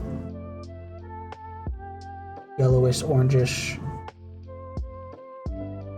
something like.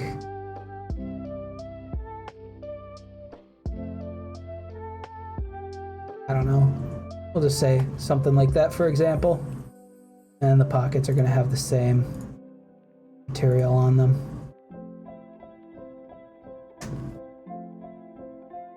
And I gotta say, we aren't looking too bad. He's looking like a... He's looking a little bit like a real boy. And even what I did with the head here looks a little bit more natural. Like if I look from the 3/4 view here. Now, of course, it'll look less uncanny. That we're not Shulk Xenoblade, we can't see the future. Damn. Ryan, what old PC games do you have? I need to run them on my Windows XP machine, Ryan. It's important for the future, Ryan. I need to live through the nostalgia to stop the Mechon. Anyway, I'm gonna set the roughness to about 0.8 for these. So that we have a more accurate texture for all these. Oops. That should stay at 0.5. This needs to be at 0.8. There we go. Oh yeah, that looks better. And once we add the like hair and stuff, then it'll start to look a little bit more natural as well. And yeah, he's looking pretty good. Looking like a jolly young man. Yeah, he's him bald. Poor guy, him bald. He got no hair. It's truly sad times we live in. It's kind of a vibe. A little bit. But no, he's gonna have he's gonna kind of have like the sort of just touching the shoulder length hair, but not too much. Like maybe hair that kind of droops down to about here-ish, and have it like, you know, be spiky in their own specific directions here. So now this is kind of going to be a hard part that we're coming up upon. So I'm going to take a little bit more of a sip of my water.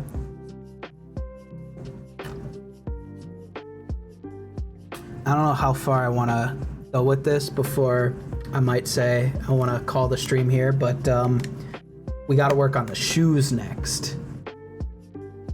Is it not going to be? Well, I mean, it's going to spike. It's going to spike kind of downwards, though. It's going to be more spiky in the back, kind of going down like this. But maybe in the front, he'll kind of like spike, you know, whatever direction. He'll be a little bit of an anime boy, but not too much. We gotta tame the anime just enough. Gee, is that how long I've been going for? 4 hours? Damn. I've been going for a while here. I mean, I'm still going at this, you know. Like I said, I don't know how far or how long I want to go before I really want to take a break, but we still gotta work on the shoes. And just starting the shoes, all I'm really gonna do is I'm gonna duplicate the model again, and I'm just gonna take sorta up to here with the feet, and then sort of isolate that. We'll delete everything else, and then give this a mirror, and then we'll just sort of expand a little bit. Excuse me. And then I'm just gonna kind of make a thing that goes in there so you can't see inside the shoe. I'm just gonna call this shoes. So now I'm actually gonna get rid of all these materials here. I was in the zone. I mean, I'm still kind of in the zone a little bit, but I just know that the shoes are gonna be the hardest part of doing this whole thing, and I don't know. I might want to. You know what? I don't want to burn myself out. I think I'm gonna call it here, because we got a lot done, and there's still definitely a lot of cleaning up that I want to do. The Fire Emblem Awakening models for shoe inspiration, dude. Hell yeah, I'll check that out. But yeah, we got a lot done as far as the clothes go, and eventually. Now, these still have their vertex groups for the armature that we made.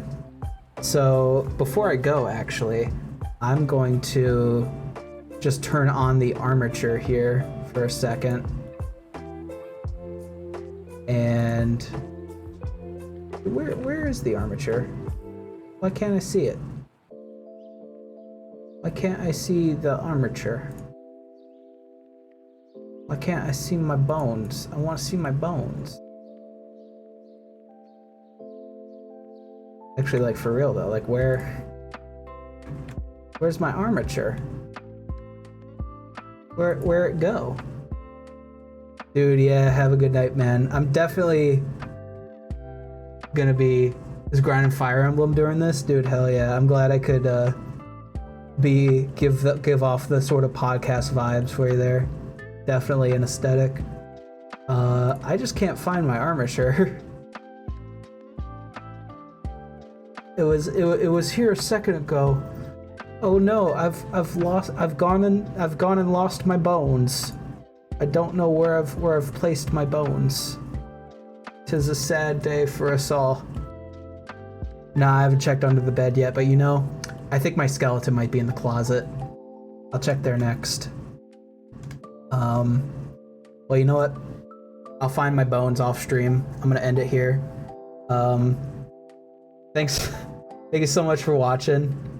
And this is definitely a lot of fun now that I was able to interact with chat a little bit more. I'm thinking, oh yeah, take care. I'm thinking maybe next time I want to do this, I'm gonna try and start stream at like 5 p.m. and go till about like 6 or 7. So that'll give me a little bit of incentive to wake up earlier. And just to go to sleep right away as soon as I get home from work. And hopefully I'll get a couple more people here who are willing to watch in that time frame. Just check what was causing the lag. Oh yeah, the sort of stream choppiness. I'll try and look into that. But yeah, thanks for watching. This will be up on the VOD channel as soon as I'm done. It's actually, I'll go ahead and post it in the chat here. I have a VOD channel where I'm basically going to be posting these streams as soon as I'm done, streaming them. And there's also going to be, I'll probably eventually make some like YouTube shorts or something about like 3D modeling, game dev stuff on there. So there it is. There's the YouTube channel. I'll probably try and have it in like the about section of the stream as well. But yeah, take care, and I'll probably be on again Monday. So I'll definitely see you then.